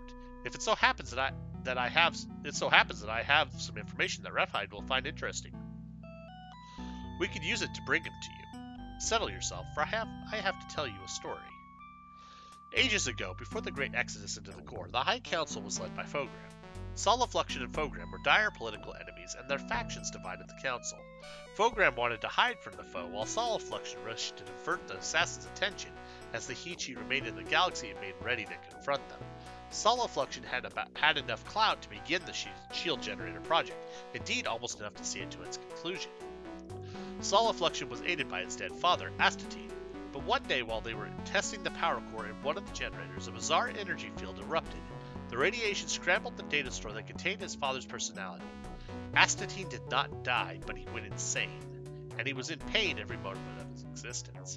With Raphide's support, Solid Fluxion petitioned the council to erase Astatine's personality. Fogram denied it. Solid Fluxion believed that Fogram's decision was a personal attack. He began a political campaign to depose Fogram, which gained followers at an alarming rate. He might have made a real difference in Heechee history if a tragic explosion had not claimed his life. His body was destroyed before he could be lifted. All assumed that Astatine was destroyed as well, so the point of the rebellion became moot. It was unthinkable by the peace-loving Heechee race that Fogram could have engineered the accident. Sane Heechee simply cannot commit crimes of that magnitude. The death of Solid Fluxion cemented Fogram's power, though. The Heechee fled to the black hole and left the shield generators for someone else to activate. Soon after, Rapphide died and was lifted into the vast mines. This is all common knowledge. What follows is not. Somehow, Fogram managed to save Astatine from the accident. Despite his insanity, Solid Fluxion's father was still a technical genius. Fogram had many uses for his knowledge. Even today, Fogram uses Astatine for his personal projects. Where can this Rapphide hide? Isn't he dead? He hides inside data space. An ancient ancestor can hide more effectively than any living being. By creating wards or programmed shields, he has effectively diverted or repulsed all attempts to contact him.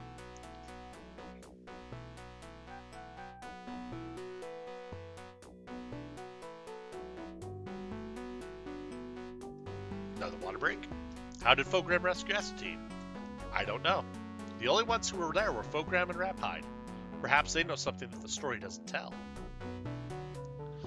What's Fogram doing with Astatine now? Where is he? Fogram is using Astatine on something called the Isthmus Project. The name is derived from one of the astral constellations inside the core. Its purpose is top secret. Even I have been unable to discover it. The project is located somewhere in the place of learning. What's going to draw out Raphide? Raphide was Soliflux's strongest supporter. He was very vocal about the need to destroy Acetine after the accident. If history is correct, Raphide will do anything to erase him once he discovers a Fogram has kept him alive. How am I going to get the message to Raphide? You are the opportunity that the Hand has been waiting for. For the first time, we know of something that interests Raphide. We know that he will be watching your lectures. You must slip a message directed to Raphide into your next speech. However, it shouldn't be obvious. We don't want to alert Fogram. Direct your statement not to Raphide, but to the Hechi that asked you about the shield generators. Tell him that his old associate's father still lives. Raphide will not be able to resist contacting you to learn more.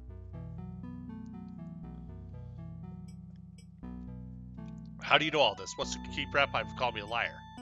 You are correct. You'll need something to prove that you aren't lying. Exegesis pulls back his cowl. When the light strikes his features, you recognize him as Convergence, the second seat on the council. They gave us away a little earlier, but we'll give them a slight pass. They're okay. You recognize me? Good. Tell Raphide you learned of Acetine's plight from Convergence. He'll believe you. What do I do once I've contacted him? As soon as you've spoken with Raphide, return here. I'll try to interpret what he has to say. Perhaps he will even tell you the transport drive theories. If not, he may give a much-needed clue. Why do you hide your identity? Although the council does not publicly condemn the Hand, if it was known that I was a member, much less the leader, it would be political suicide. Even if I remained a member of the council, I would be impotent. Fogram would have no opposition. Alright, I'm off to do some good. So be it. Return if you wish to speak again. So again, that's more information about this. So now, what we can do is at any time, I'm going to save, because I'm going to show you what happens so we can go back to Earth at any time. So I'm going to go back to Earth, and I'm going to show you what happens if you do. I'm going to restore the game here. So, you engage a computer, and the ship blasts off from the ancestral homeworld. The transport soon streaks out of the cluster of inhabited planets and into the barrier of the black hole. Your newly repaired mechanism kicks in, and the ship slips through unscathed. As soon as you reach the far side, the transport rockets into Tau space. Weeks pass. When the ship finally emerges, you see your home planet floating in space ahead. At first, everything looks normal, but a closer scan of the surface reveals that the assassins have already arrived. Cities lie in ruin. Most of the land is scarred and blackened. Although the foe couldn't have beat you here by more than a few days, all life has been destroyed. You aren't forced to mourn, however, because your ship is almost immediately destroyed by an assassin watcher. The game has ended. What would you like to do? So, yes. So that's what happens if you go back to Earth without doing this. So we're gonna go back, and we're gonna go do that next lecture. I wanted to put that in there just so that you get a chance to see what's going on. The human race, if you go back to Earth before everything's done, the human race is destroyed. Fortunately, the Hechi are never discovered because they destroyed the person with the knowledge. So, at least there's that. Okay, so he's still out cold. So we're just gonna wait. I'm gonna wait until the light in the hall turns green. And we are going to give another lecture.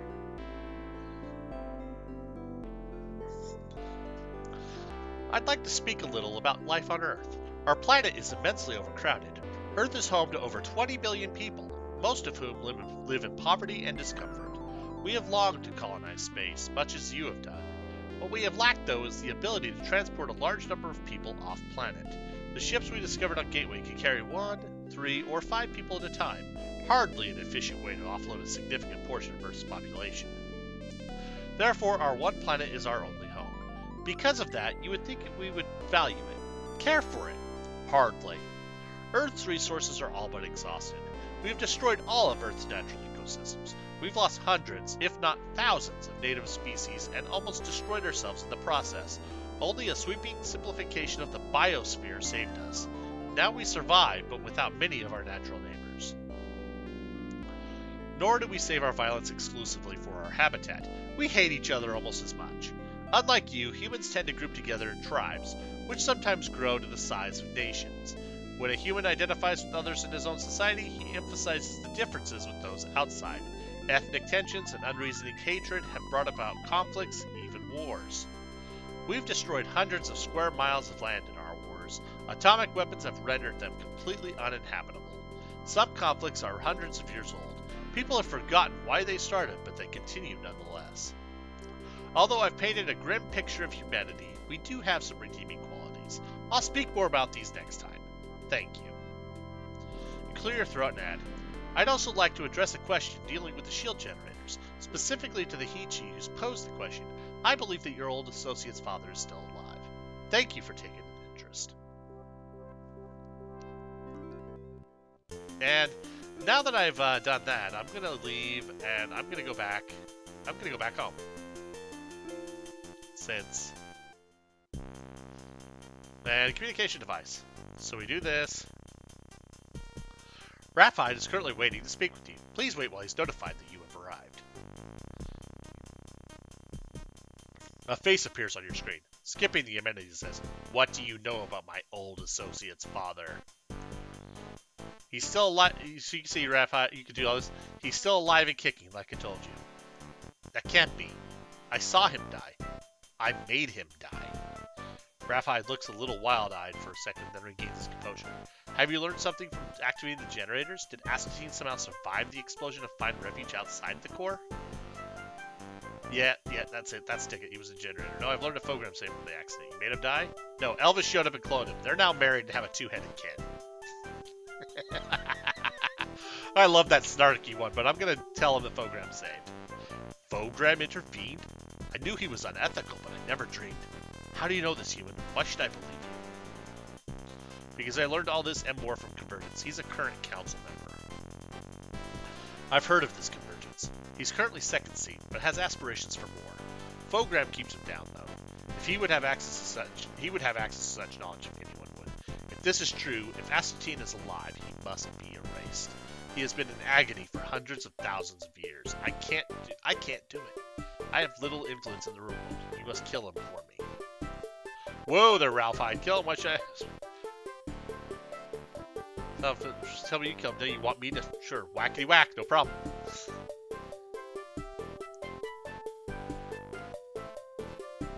You're right. Altruism obviously isn't enough motivation for you. What can I possibly do for you to change your mind? You were first in Saul's Luxus tech team, correct? I want his theories on the transwarp drive. The transwarp drive? I haven't even thought about those theories in thousands of years. Why do you want them? It's a long story. I need to intercept a faster than light ship. I'll figure I'll patent them and make my fortune. Budding engineer, I've always had stuff. It's a long story. I need to intercept a faster than light ship. I guess the reasons don't matter. Here's my deal. I'll tell you everything I know about solid fluxion, the transwarp drive theories, and Fogram, if you agree to kill Astatine. Do you accept? Okay, I'll do it. Thank you, human. You won't regret it. Obviously, I have no idea where Fogram is hidden, Astatine.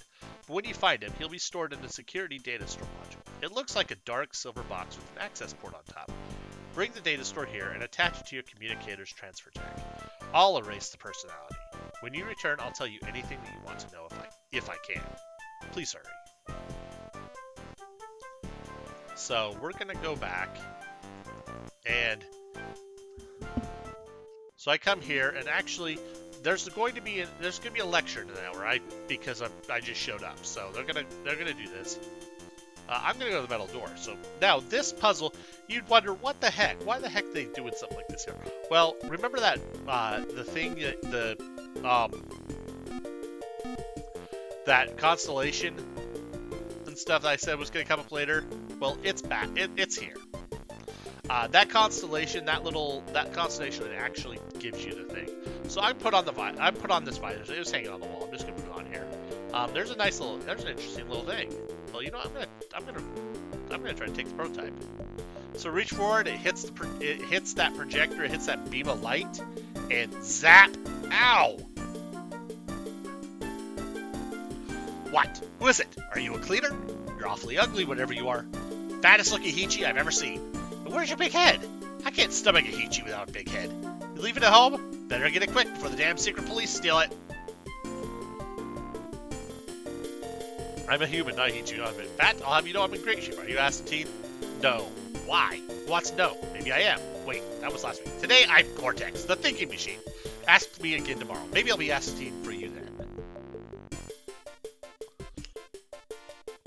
What's all this stuff in here? You see my latest prototype before you. It continues to work on the invisible frequencies of light, but I haven't perfected it yet. Visible light still stumps me.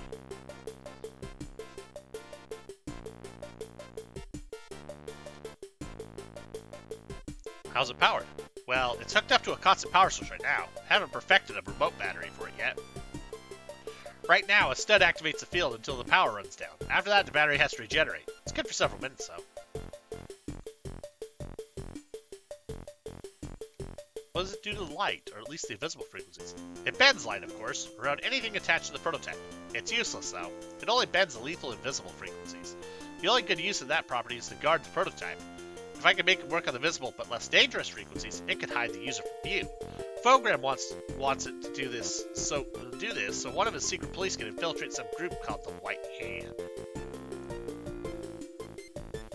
You mean if some words is melting, it'll bend light around them? That's right, but nothing in the visible spectrum. It only bends light you can't see, so like I said, it's pretty useless. There's something I just don't understand about visible light. My son would know, but he's not here. He did such marvelous work on the shield generator project. This is basically a miniaturized version. Sooner or later, I'll have it though. The program promised that I could die when I finished it. What's all this other stuff? Well, there's light projectors. They emit varying frequencies of light to test the curved light prototype. Currently, they're set on one of the invisible lethal frequencies to safeguard it. The keypad controls the demonstration cycle. It shifts the light into the visible spectrum. Do you want to see it? Sure, fire the baby up. The code is 22251. So I'm going to write this down. Key that into the pad, and the demo will go on automatic. Put the visor on if you want to see the light's transition. It allows you to see outside the visible spectrum. Are you done monopolizing my time? Can I get back to work now? Actually, I'm not really here to see a demo of your light thing. I'm here for you. What do you mean? Who are you? I'm one of the secret police, and I'm taking you in. I'm an agent for an underground organization dedicated to the overthrow of the program. Can you help me? I'm just a janitor. I'm here to clean up. Are you blind? I'm a human. From Earth. Surely you must have heard about me. I'm Fogram in disguise. I wanted to see if you were talking about me behind my back. I'm just someone who wants to help you. I know how much pain you're in, and I want to end it. I don't believe you. It's a trick. After so many, many years of so much pain, no one can help me. I don't dare believe you. Believe me, so you can sit here and say, give them the stuff. Believe me, Raphide sent me. He knows what happened and wants to help. I remember Rapide. He was a friend of my son, wasn't he? He wants to help me. I had all but given up hope for rescue. Tell me what to do. Can you disengage your data store? Yes. The locks are now disengaged. Remove the silver box on the wall and take me away. Thank you. Your suffering won't last much longer. So, I'm going to take the data store. So I now have Acetine. And we have this. So we're going to go 22251. Which was the code. Now we're going to wait. So you hear the phone, charge generators on visible changes, and we change it, get stronger. Intensity of light beam faster over pedestal. You also know they don't bend quite as far around the curved light prototype as we did before. Beam's definitely close to distance to the device. Doesn't seem to deflect it with quite the same force as before. Beam's fairly balanced around the prototype now. You are very well in the hue shift that you noticed before. The light doesn't bend the slightest as maxed directly into the device, where we're going to take the prototype now. You gently lift the prototype from the pedestal. The beams of light shift back to the original hue, but not position. Because the prototype is absent, they continue to strike the pedestal head on. We're going to take the visor off now, because that's going to give you a headache. I mean, you got a headache. Okay, so now we're leaving. Actually, really quick, you know what? I did show up, and they did ask me to give a lecture. I will wait. We're gonna go give one more lecture, just one.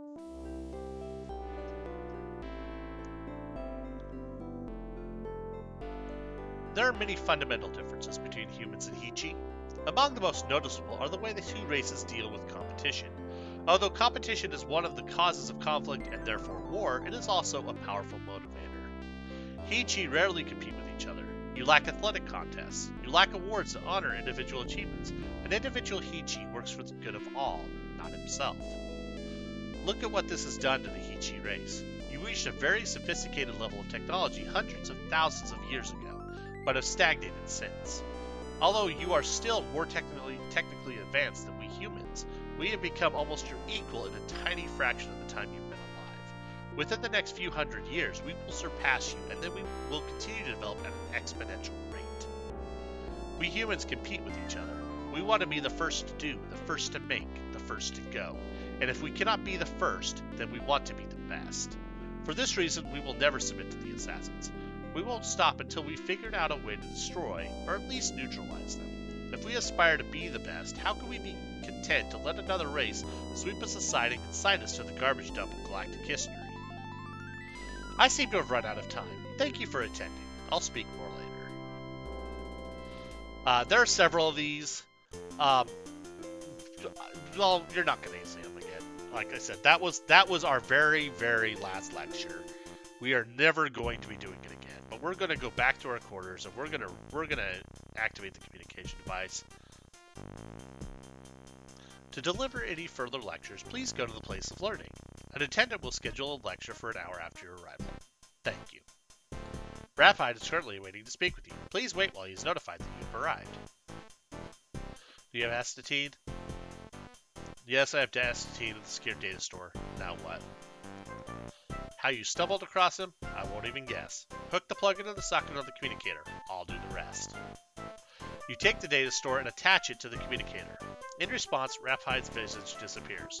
After a few moments, you wonder if he's tricked you, but then his face fades back onto the screen. Astatine is now at peace, after so many years. My thanks to you, human, but I must admit I misled you. I know nothing about the transwarp drive theories, only that they existed. I will fulfill my bargain, however. I will tell you all I know about Fogram and Solifluction. When Solifluction rebelled, Fogram knew the problems he could create. Fogram approached me. Initially, I refused to speak to him.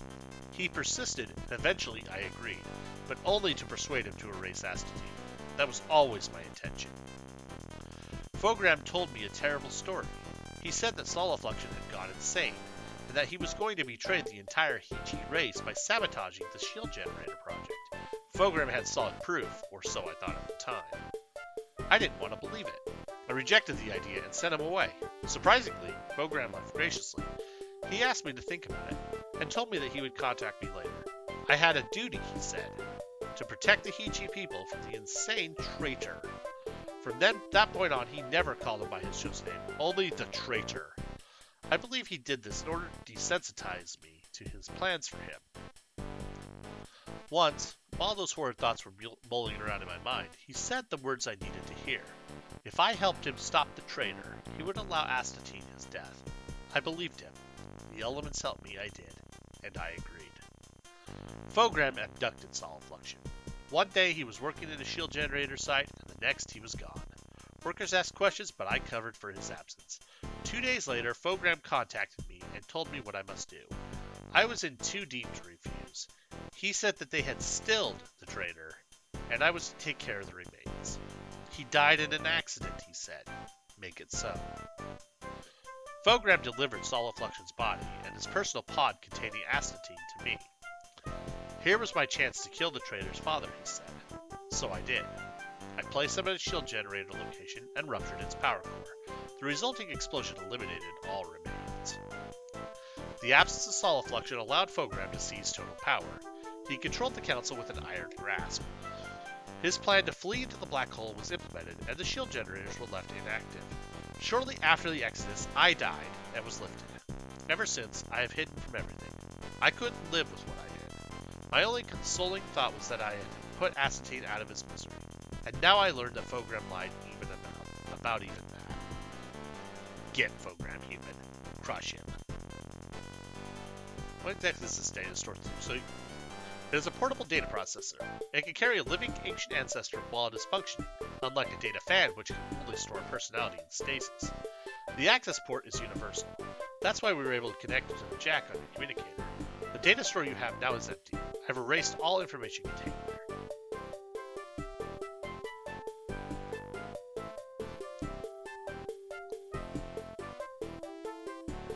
I'm very sorry, I wish I could help you, but I've told you all I know. The transwarp drive was going to be Sol Fluxion's crowning achievement, but now it is only legend. So he was my friend. He was the most brilliant Heya I'd ever known, and his loss was the loss of the entire race. I've never gotten over what happened. I'm willing to forgive you and bring program to us. You just rest easy. My apologies again, human. I can't help you, but you must bring Fogram to justice. While he remains in power, the Heya will never help the other intelligent races in the galaxy. Even if it is too late for Earth, there must be others. Do it for them. Goodbye, human. So Rapide is not so bad. He was stupid. It happens. Stupid happens. We all know that. Well, we're gonna go back and we're gonna go talk to Convergence. We just got told that Sol Fluxion was stilled and everything, and Acetine's gone, and we don't have those theories. So they need to find out what to do next. Welcome back again, human. You have news? So you can tell him about all this stuff. Rapide spilled his guts. He was a dead end. He said that Fogram stilled Sol Fluxion, so he's gone to Sora's theories. Did you say that Fogram had Sol Fluxion stilled? That's not the same thing as murder. We might still have a chance. What do you mean? What's the difference? Rapide said it, he made it sound rather final. The stilling process is similar to lifting. However, the personality is placed in an inert storage container, such as a data fan, far away from all working processors. This effectively puts the personality into stasis. It can't interact with the outside world. It doesn't sense the passage of time. It doesn't feel or think. The personality is effectively and completely isolated. This is only done to the criminally insane. Heya too dangerous to exist either in the corporeal world or in data space. It seems that Fogram has decided to use the process to eliminate his political enemies. So you're saying Sol Fluxion is still alive? Well, not in a real sense. A copy of his personality exists, which contains everything that the living Sol Fluxion knew while he was alive. That includes his theories on the transwarp drive. If you can get him, we might be able to save your planet. Why didn't he just kill him to begin with? I don't know. Perhaps he couldn't bring himself to murder Sol Fluxion outright. I don't know a Heya who could. Perhaps he felt that he might need Sol Fluxion's genius for his own purposes in the future. Regardless, this is a mistake that Fogram will not live to regret. Where could he hide Sol Fluxion? All stilled Heya are stored in the data vaults. They are forbidden to anyone without a full council directive. You must get into the vaults and remove Sol Fluxion.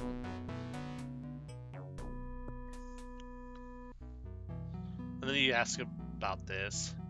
How did you come up with a sentence like stilling? Isn't it just rationalized execution? Actually, you are correct. Others would disagree, though. They would say that the entity has not been destroyed. It still exists, and if at some future time we can manipulate the personality without destroying it, the criminal will be able to re-enter society. In my mind, and that of the hand, the person's life has already been extinguished. Reactivating this copy won't bring back the original. Why can't you just waltz in there and grab him? You're a council member. If I went to the council with our current evidence, namely the second-hand testimony of a 500,000-year-old ancient ancestor who refuses to repeat his story, I would be laughed out of the session. Without a full council directive, I have no power to enter the data vaults than you do. I take it there's more than one Heya in the vaults. How do I find Sol Fluxion once I'm in there?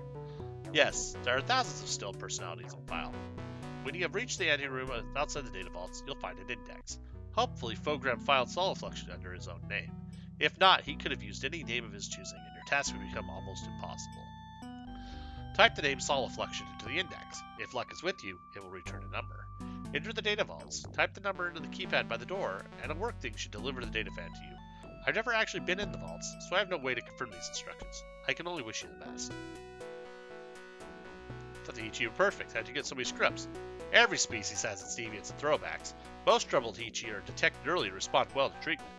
A few escape detection and irretrievably harden their antisocial personalities beyond our help. These we could do nothing for. After they are diagnosed, they are stilled. Remember, these thousands are an insignificantly small fraction of the Hichi population.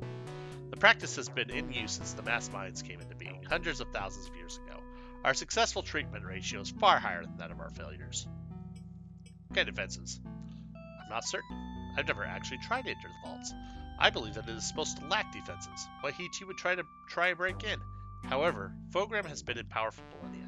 He could easily have instituted defenses that the rest of the council knew nothing about. Where are these data vaults located? Data vaults are located in the administration center, very close to the High Council chamber itself. Alright, I'll do it. Let me guess, you'll wait here? Naturally. If you succeed, bring the data fan back here. I can reactivate Sol Flux's personality here, where we can build the transport drive. Good luck, my human friend. Alright, so we're gonna go up, and we're gonna go back to the... We're gonna go back to our ship, but we're gonna go back to the administration planet. So before we do anything, I'm gonna put the visor on because I need to, and we're gonna put the prototype on. The prototypo.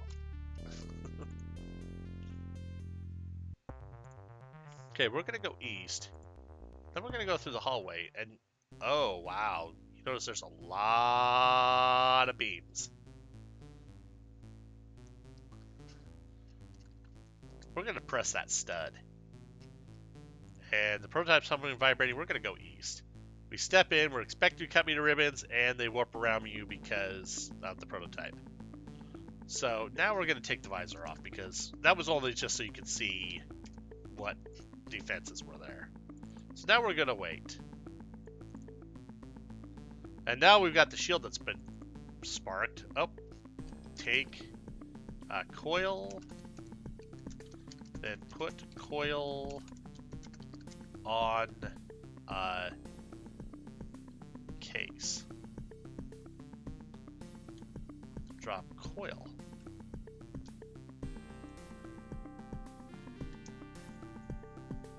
Okay, so I gotta do that. Waiting. Now I have access to the index. So we'll do solifluction.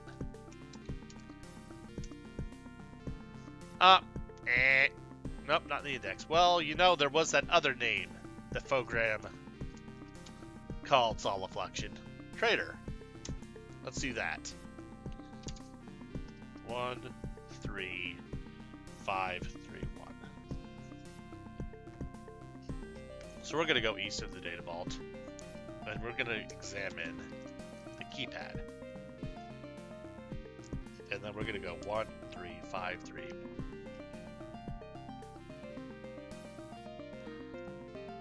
Okay, so we wait. Put data fan in port.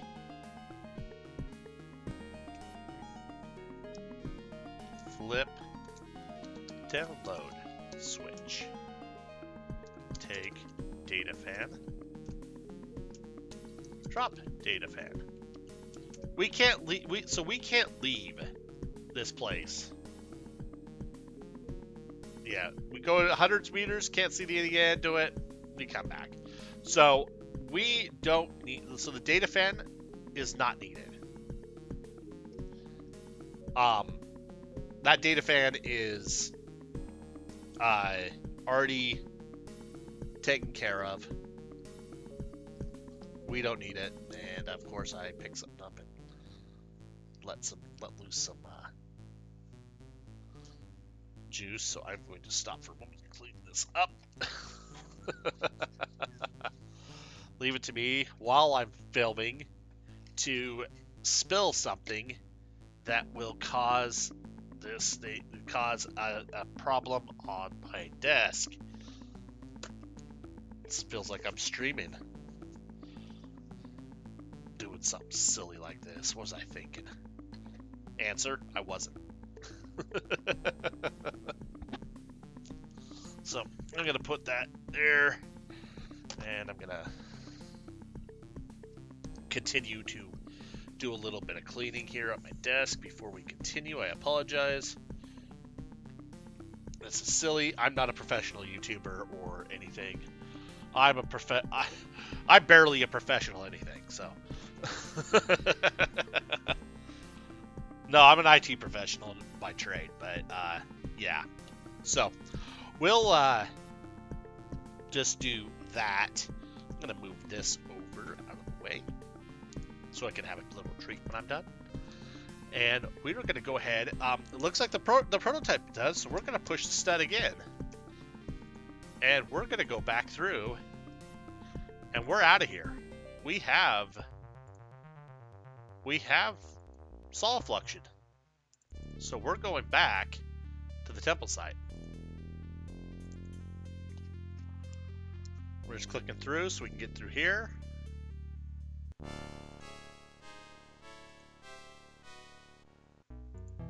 Okay. Have you recovered Solid Fluxion's personality? Yes, but it wasn't you. You better know these series. Hope you don't need the original packaging. No, I got some guy named Trader. You know him? Ah, I see. That makes sense. I believe that was the name Fogram used to refer to Solid Fluxion long ago.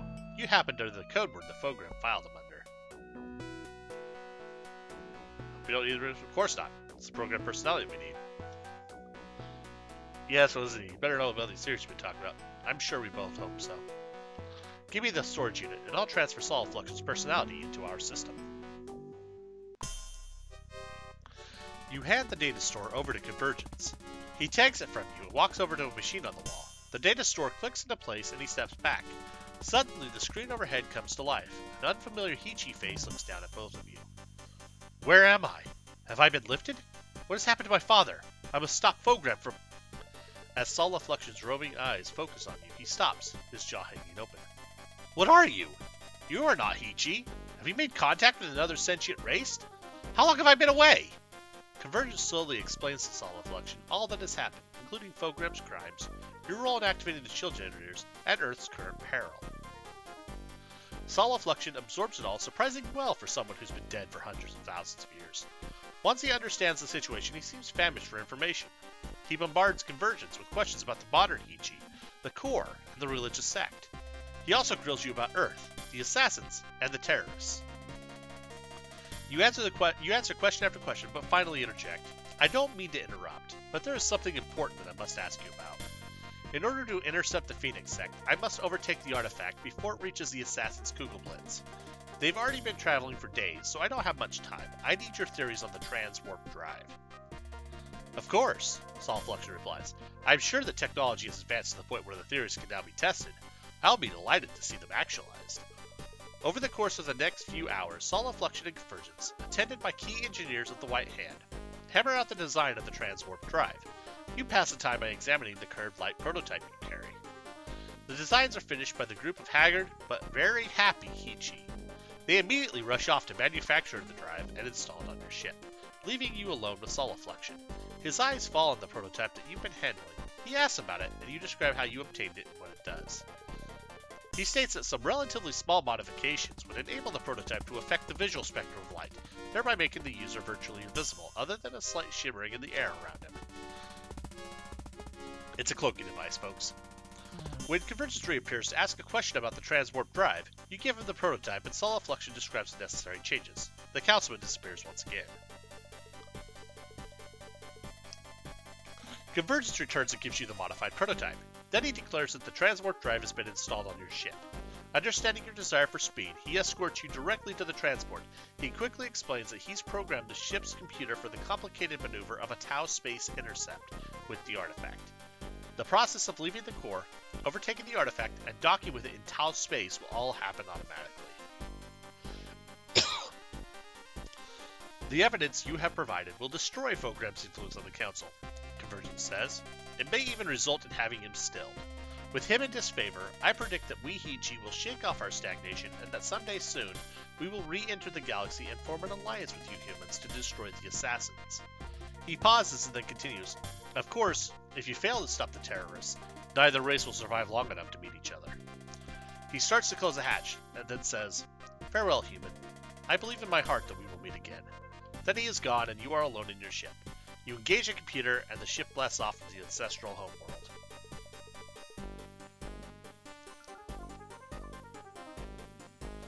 Now this is what really is supposed to happen. The transport soon streaks out of the cluster of inhabited planets and into the barrier of the black hole. Your newly repaired mechanism kicks in, and the ship slips through unscathed.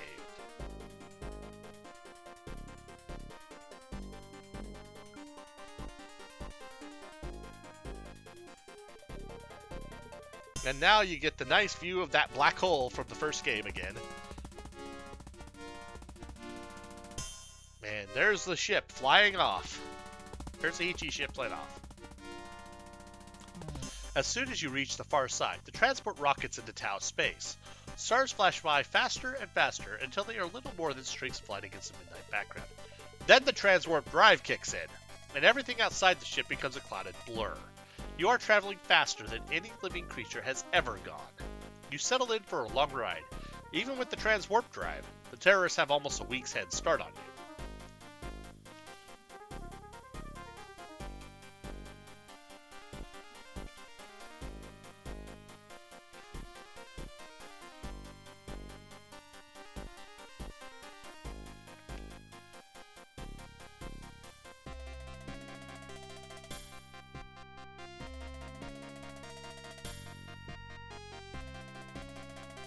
So keep in mind that all of this is happening in light speed. Like both ships are moving faster, moving at the speed of light. Only a few days pass before the deceleration begins. The blurred stars resolve once again into the familiar streaks of Tau space. Ahead, you see the enormous bulk of the artifact. Your ship catches up and matches speed.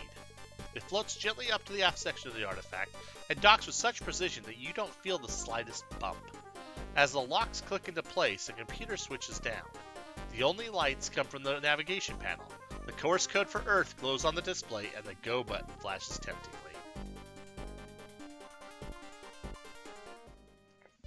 Okay. Well, let's make sure the prototype is on.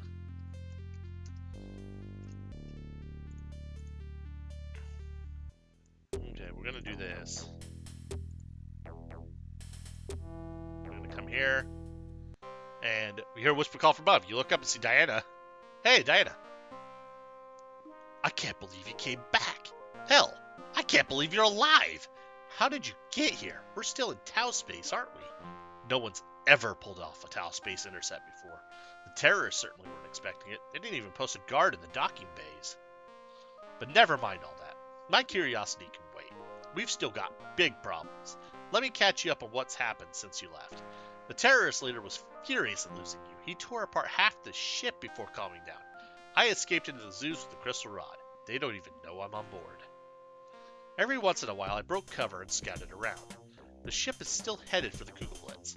The leader wants to make a present of it to his assassin buddies, so he's been trying to figure out how to get everything working. He's convinced that you had everything up and running before you left, so he decided to gather up all the stuff that you left behind. For days, he's been carrying it all around in the security case, going from room to room, trying to get the machines to work. Today, he's in the aft section. That's why I'm holed up here. He had 2 guards secure the area while he went into the room where the dead men used to live. He's been tinkering around with the stuff in there for hours. He posted 1 guard outside the bulkhead directly to the north of here, and the other is in the corridor just outside that room with the couch in it. Speaking of the couch, I was forced to hide in that room once, while a party of terrorists walked by. When I was squatting behind the couch itself, I must have bumped something, because the thing powered on. It's incredible. It's some kind of telepathic device. I lay down on it, and suddenly I was inside the head of one of the terrorists. With just a flip of a mental switch, I could shift from mind to mind. I saw what they saw, and I could hear what they were thinking. It was amazing. I think I could have talked with them too, but I was afraid it would give me away. I don't know what your plans are, but mine are to stay alive, even though that won't mean much when we reach the assassins. You seem to work best when you're alone, so I'm going to head back to the Zeus and stay out of your way. Good luck.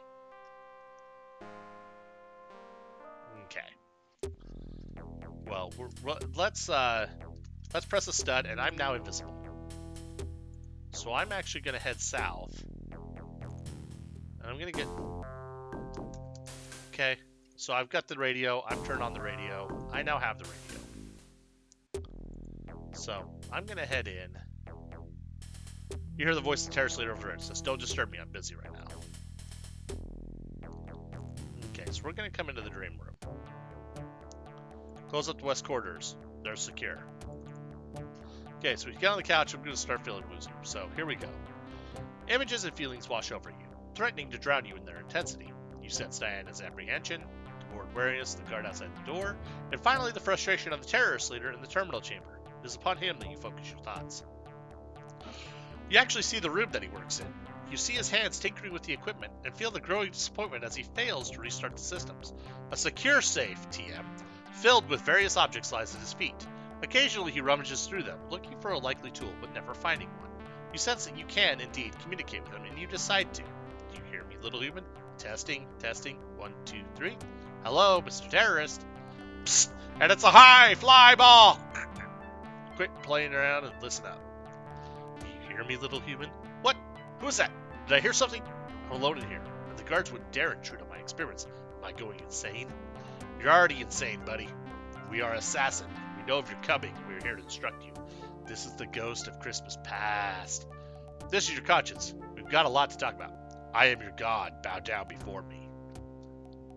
Whoops, wrong mind. I was trying to reach the all-night chicken takeout. How nice of it. How nice of the game to give us something like that.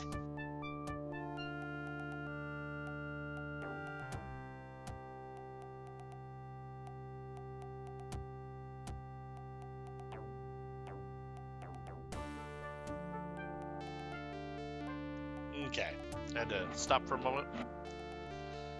So we're gonna go, we are assassin. My god, you're an assassin? My god, I guess I should stop saying that. I am not worthy. Please accept my humble apologies for this ugly, fleshy body. I know that you assassins have evolved into perfect electronic life forms. I beseech you, come to my world and remake it in your image. Allow the Phoenix sect to assist the remolding of Earth into a utopia. Standard ideas of stupid ideas from stupid people. Of course, you're pitifully primitive, but will provide us with some entertainment till you agree to do as we ask. You know that assassins kill all life that they find, not rebuild civilizations, right? You are pug ugly, that's for sure. Cheap windbreaker too. We have no use for you or your Phoenix sect. As far as we are concerned, you can die with the rest of your species. No, we refuse. Turn your craft around and go back to Earth and we shall destroy it. We'll think about your situation, wait for our instructions. So actually, of course, you're pitifully primitive, but will provide us with some entertainment. I agree. What would you have of me? Let me have the safe. I mean, let us, the all-powerful assassins that we are, have your little safe thing. Come to the bridge. We will arrive at our home soon. When you do, we will instruct you on the procedure to pilot your craft with the Kugel Blades. Go and kill all your men. Then we will know you are a true believer in the Dark Ages. Shave your head and start chanting. Come to the bridge. I shall go immediately. Through the terrorist leader's eyes, you see his hands pile all of the loose objects into the safe at his feet. Following this, he says, safe, close, and the safe locks with a click. The leader leaves the chamber, and you break contact. Okay.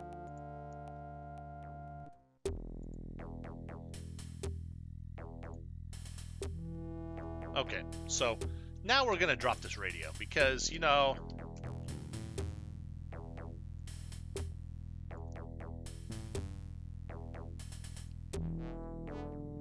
so now that he's in the bridge and we've done this,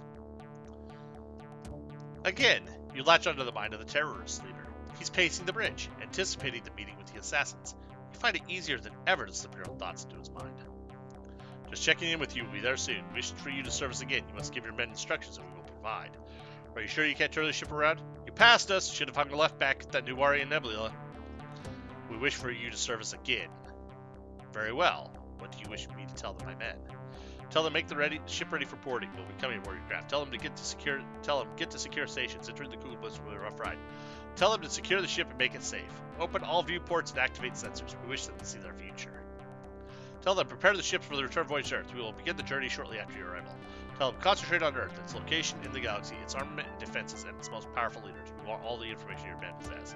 We actually want him to do this for one reason. You know how it said safe close? Well, safe open. If he says it, it'll open. So we're going to do this. We break contact just as you sense the leader picking up his radio to communicate with his men all over the ship. Okay, so now I have to wait. You hear the guard's radio from outside the corridor. It says, secure the ship and make it safe. Open all viewports and activate sensors. Don't ask questions, just do it. And I fade back into visibility. So now I have to wait Wait for the command. You hear the guard's radio. I want to report on everyone's position now. You hear the guard's radio from outside quarters. Says, watch the wires there. Delta sector secure. And then the prototype battery completes its recharge cycle. So we're going to press the stud again. And now I'm invisible. And so now we're going to keep going. We're going to go back over. And we've got everything. So we're going to take it all. So, got my radio, got the hypo unit, animal scanner. Hey, we've got that crystal cube. Hey! Remember that alien, the intelligence, the dude in the ship that's like, hey, I'm gonna blow y'all up. Well, we're gonna turn him back on.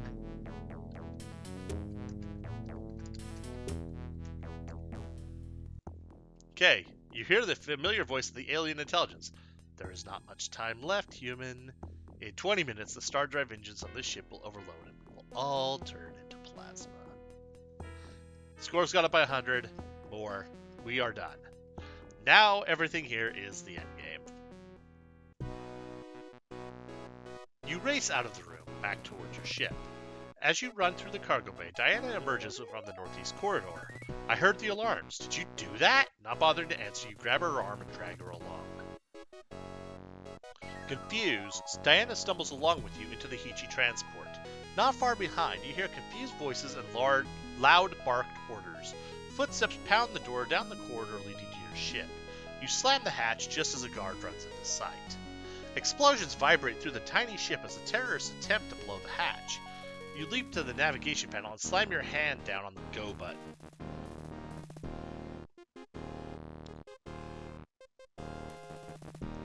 The transport falls away from the artifact.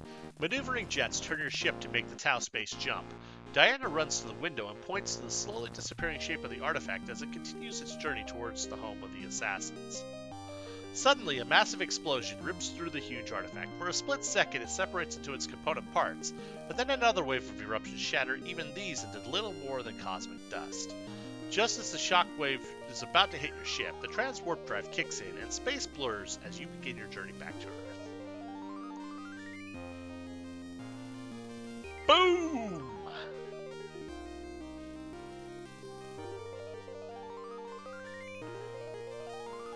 And then they go into ludicrous speed.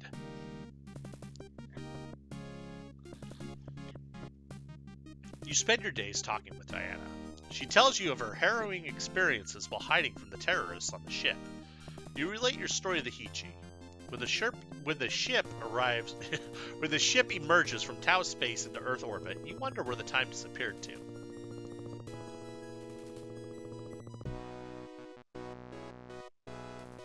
If the fame from your prior adventures had waned, it returns in a flood when the public learns of your adventures. Your schedule of speeches and appearances keeps you busy for months. You lose track of Diana and hear little from Gateway Corp. Then one day your PV phone rings, and once again your friend from the corporation asks you to attend an important meeting. Reluctantly, you agree. When you arrive, you immediately see Diana sitting near the door. Her gaze shifts to you, and she smiles. But her eyes swing back to the other end of the room. There, flanked by officials of the United Nations, sits a Heya whose eyes are glued upon you. He smiles and says, "I told you we would meet again, my human friend." I arrived secretly some weeks ago, Convergence says. It all came to pass as we hoped. Fogram is dead, and I am the new leader of the Council. I have made this journey so that all may know of our hopes for a true alliance between humans and Heya. Already, I have explained to your officials how the Heya solve many of the same problems that humankind now faces. I hope that together we may face the terrifying problems that still lie ahead. Speechless, you watch as the Heya comes towards you. He holds out his four-fingered hand and says, "This is a custom we learned from you, human. It is a good one." He grabs your hand and says, "Together, we will fight the assassins, human. Is it a deal?" You smile, shake his hand, and say, "Deal." And then comes up, "Congratulations! You have successfully completed this game, scoring 1,605 out of a total of 1,600 points." What this tells me is I actually missed 10 points somewhere. I don't know where I would miss them, because you can actually get 1615. which is that extra 15 points you get for saving Diana early on. So I missed 10 points somewhere, but you know what? I don't really mind. I don't need to have a perfect score every time. So yeah, congratulations, successfully completed this game. Scored 16 out of 5 out of total 1600. Thank you for playing Gateway 2 Homeworld. And that is the end of the game. As a matter of fact, so now we'll go through the credits. So this game was a direct sequel. There has not been another sequel to this. This is the end of this series, as far as I understand. It is based around the world of Frederik Pohl's Gateway. I do not know if Frederik Pohl was actually a part of this, or his estate, or anything like that. I think this story was actually written specifically for this. We'll find out as we go through the credits. We might very well find like story by or whatever. But this is a nice little adventure game. I mean, it's like mid-90s, early to mid-90s. And this actually is the last game that Legend Entertainment made that is in this format. There are some other games that they've created that have this format. There's Eric the Unready, the Spellcasting series. I won't be putting those on YouTube right now. At least not. I won't be playing them and putting them on YouTube for now. Maybe if I feel like it later. The Spellcasting series is a bit more off-color, a bit more 18 plus. You can actually turn on naughty stuff there. I try not to do too much of those. And that's the end of the game. As you can tell, it just quits out. But yeah, overall, this is a great game. I mean, I was able to beat this game from start to finish in about 3 hours, 46 minutes. And that is with explaining every single thing, or at least tried to. I hope you enjoyed the kickback, enjoyed this game. I do encourage you to get it. I will say that it is very, very hard to get, because obviously this is an old DOS game. There are places you can get it. I do not encourage piracy in any way, so please get a legitimate copy. You can there are places you can purchase it off of Amazon. There's like Amazon. There's a couple things. You can always check eBay.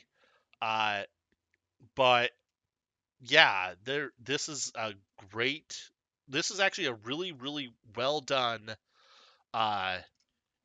game that followed up Gateway and did a great job of your character. And the funny part is that Gateway, you look at the Gateway, if you watch my previous playthrough, Gateway itself is completed. It's like everything happens over the course. I think, let's see here. I think it's like two or 3 days for your character to get to the shield generator portion. And then 6 weeks in story time missed because you kind of partied with some of your money that you got from a previous mission. But then the end game was like a day.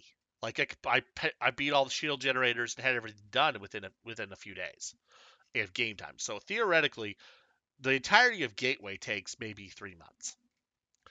Gateway 2, on the other hand, this game like the idea of the game itself would have been over the series of probably a year or so, maybe a little more than that, because it would have taken you. It took you 4 months. It took you just a few. It took you like a day to get to the ship. 4 months in the ship, and then who knows how long. They tell you that it does get there reasonably fast because you use Tau Space FTL to get there, but say it takes like a week. Took like a week in Tau Space to get the artifact to Earth, and then everything that happened. It took you a few days to catch the artifact there from the Hichi homeworld. So I'm assuming that it probably took you. I would probably dare say it probably took you about 6 months, 6 to 8 months. This game takes that span. So I mean, I like the idea of an adventure game, but it takes a little bit of time. It kind of makes you feel like you're like a little more advanced D&D game.